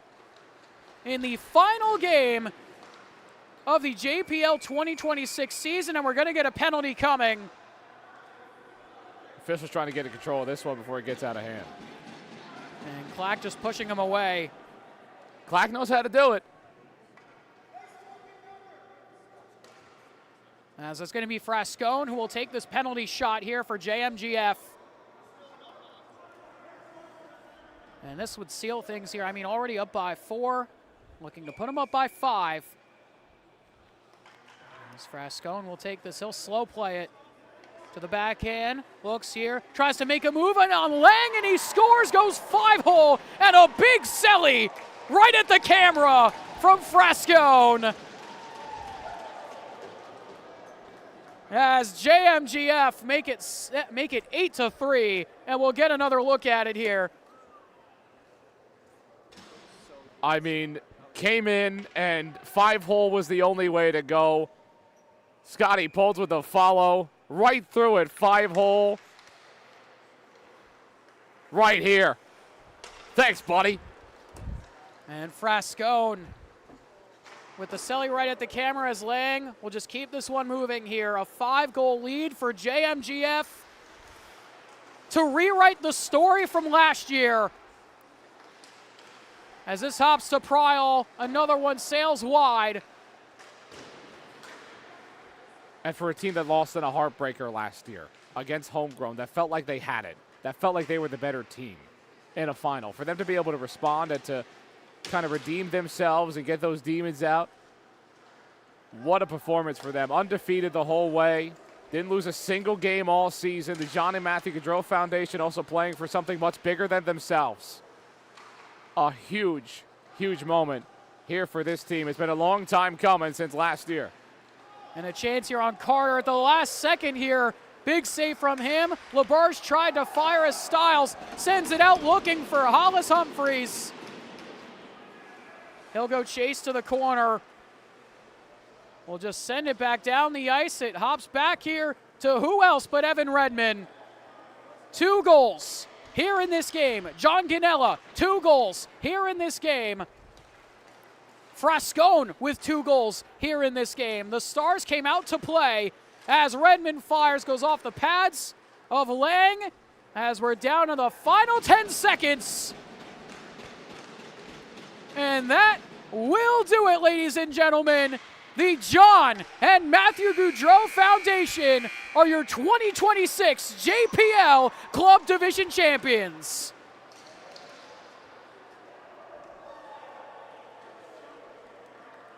Undefeated, a perfect season in the Jersey Pro League, will go down as one of the better teams to ever play in this league. A newer team to the league. They come out and get it done. A dominant win, dominant all throughout this season.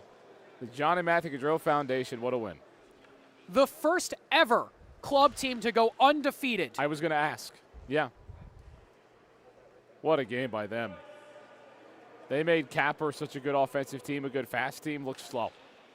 They're dominant, and they're not going anywhere. And like you said, John, playing for something bigger here for JMGF. Redeeming last year, almost 2 years that the Gaudreau brothers have been gone. And it's fitting. Fitting. It's beyond fitting. As the John and Matthew Gaudreau Foundation are your 2026 Club Division champions here for the JPL. And we'll get an interview coming up in just a little bit here with some of the skaters for JMGF as they are your 2026 Club Division champions. They'll get the shirts, the hats, as John McCooch runs on down, and we'll get an interview coming up in just a few. Have an interview with a few of the guys in just a second. As they get the celebration ready, we're going to step aside for just a second.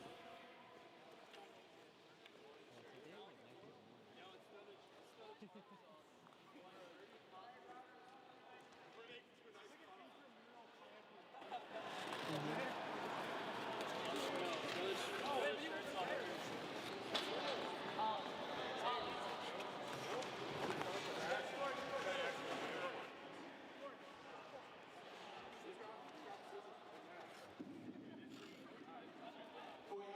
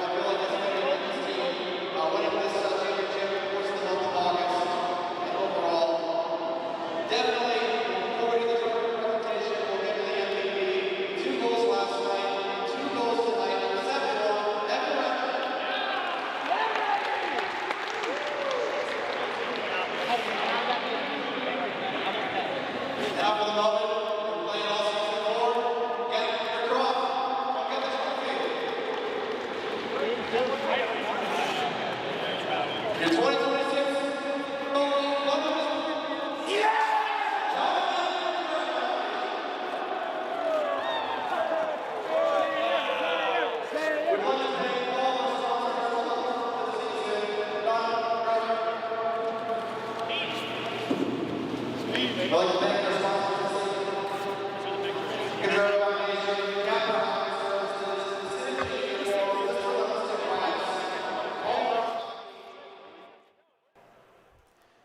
And we will get the photo once again here with the Johnny Gaudreau jersey and the championship trophy. Evan Redmond, the MVP, to close out the JPL 2026 Club Division season as the season comes to a close. Once again, thank you for joining us. We will send things on down to John McCooch in just a few, hopefully to interview Evan Redmond and Peter Cross. You want?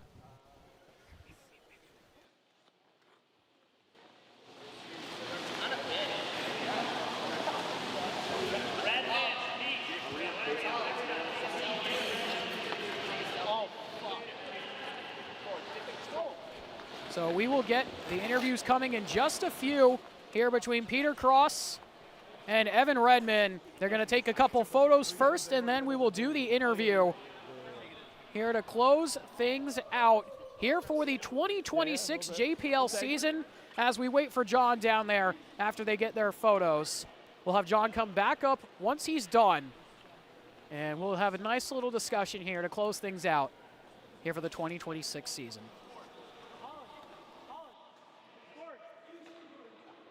Just a few. They're taking their sweet old time.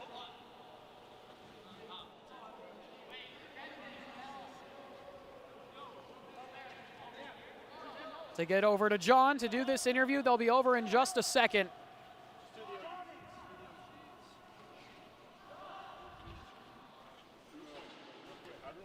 As they're going to do a picture here, and then hopefully we'll get Peter and Evan to go do an interview with John. Before we wrap things up here for the season, I'll have John come back up and join us up here in the broadcast box, and we'll close things out. And it seems like we're going to do one at a time. Right? Same time again? So it seems like we're going to do it Yes, at the same no, maybe time so. here. Same time again, here between Peter Cross and Evan Redmond. So let's send things down here to John McCooch, down with Peter Cross, the captain here for JMGF, and the MVP, Evan Redmond. McCooch joined alongside Evan, Peter. Big win. You guys lost last year. You redeemed yourself this time. How does it feel to get a big win now and be champions? Well, it's actually been 3 years we've been doing this. We just switched teams, so it feels good. You know, it's fun in the summer, and it's nice to finally win it. That's for sure, and especially wearing the jersey. So it's sweet. You guys about that jersey for sure. But big time goal scorers out of you. What were you seeing in this defense? Well, I mean, it wasn't just me. It was my line mates for John. But, you know, the defense, they were good. They were solid D-men. But me, John, and Peter, we have too good of chemistry. We've been playing together all year. We played Mo Beard together, so they just couldn't stop us. And obviously you guys, you're playing for a lot more than what's on the back of your jersey. Obviously, Johnny and Maddie, been about 2 years now. How important is it for you to win now and also play for the guys on the front of the jersey? It's fantastic. It's awesome. You know, that story is it's a sad one, and it hit a lot of the Jersey kids hard, you know. Those are our mentors growing up. You know, we watched those guys play hockey, and I know a lot of us modeled our game off of them, so it means a lot to all of us for sure. Yep. The big thing, final question for you now. Biggest takeaway from the season, biggest thing you kind of go now as you head into next year too, and the regular season with your club teams? Just have fun, enjoy it while it lasts. You know, hockey's not forever, so you know, just enjoy it. Enjoy the moment. Like, this is what we're going to look back on this in like 20 years, and we're going to be like, man, that was the summer, man. We hope you enjoy the moment on Virgin Sports Broadcasting as well. I did. These guys did. Thank you all so much. All righty. Thank you guys very much for tuning in. Thank you to Peter and Evan for the interview. John McCooch is going to work his way back up here as Alex Rauter gives us a thank you as well. John McCooch will work his way back up to the broadcast booth. And we will have a nice little discussion to close things out here.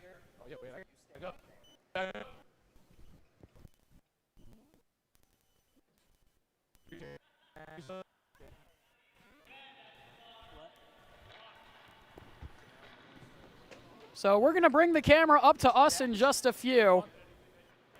And as John works his way back up here, we'll have a nice little discussion in just a few moments.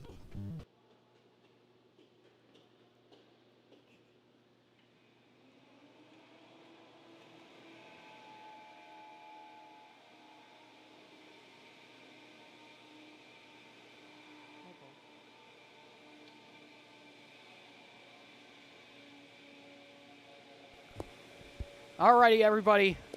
So that is a wrap on the JPL 2026 season. Thank you very much for joining us. Obviously, I got a few more people to my left than normally on camera. John to my right. And for all of us at BSB, we so appreciate you tuning into all the games this year. Once again, an amazing summer here on BSB for the JPL as we get ready. Trey joins us up here as well. Andrew taking photos somewhere. But either way, thank you very much for joining us here this season. It's been another amazing year of JPL hockey here on BSB. We really appreciate all the support for us here at BSB. We've got a lot of plans, and coming to you on BSB this year, we're expanding, to say the least. Just keep an eye on the social medias. We've got some stuff coming for you very soon. It should be a lot of fun, and we have a lot to look forward for this year. Like I said, expansion is coming. It should be huge for us at BSB. Trey and John have teased it a little bit, but I'll say it on air now that, it's going public in a couple days. We're going to be working with the New Jersey Titans NAHL team to broadcast a bunch of junior hockey for this year. We're going to be with their junior team for the NAHL, the NA3HL, and the Garden State Gamblers NA3 team. So make sure to stay tuned to all that. Those games are on NATV, unfortunately not on BSB here on YouTube, but we'll be working with them anyway, so make sure to stay tuned. We'll still have some clips and stuff going up from those games, but we're also expanding in the college realm as well. We've got some more news on that. It's still a work in progress, but we'll get there soon. And John, amazing year as usual here at the JPL. It's an amazing year, and really, it's such a good point by those guys down there. In 20 years, everyone's going to look back on this, remember how much of a great time it was. It's always a great time to be here. Carla, we thank you. I know you're thanking us. Well, I do it. It's my job to thank you.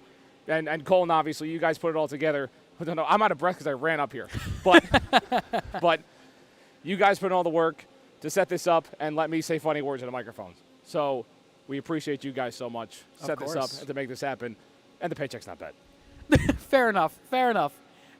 But that'll be a wrap here on all of the JPL action here for the 2026 season. Team Goose Foundation, your Pro Division champions, and the John and Matthew Gaudreau Foundation, your club division champions for 2026. So for one final time this season, my name's Carlo Pascal, John McCooch to my right, Trey in my middle. We've got Davey behind me, Colton here, Fink right next to us, Scott on the camera down there, Emily down there, Andrew somewhere. Not sure where he's at right now, but for everybody who's worked for us here at BSB this summer, it's been a blast. Thank you for joining us and working for us. And thank you to all of you watching for tuning into the games. It's been a blast as per usual. We'll see you in the fall. We've got about 3 or 4 weeks off before we get right back into the action here on BSB. But that'll wrap things up for this one. Thank you so much for watching. Have a good night, everybody. We'll talk to you soon.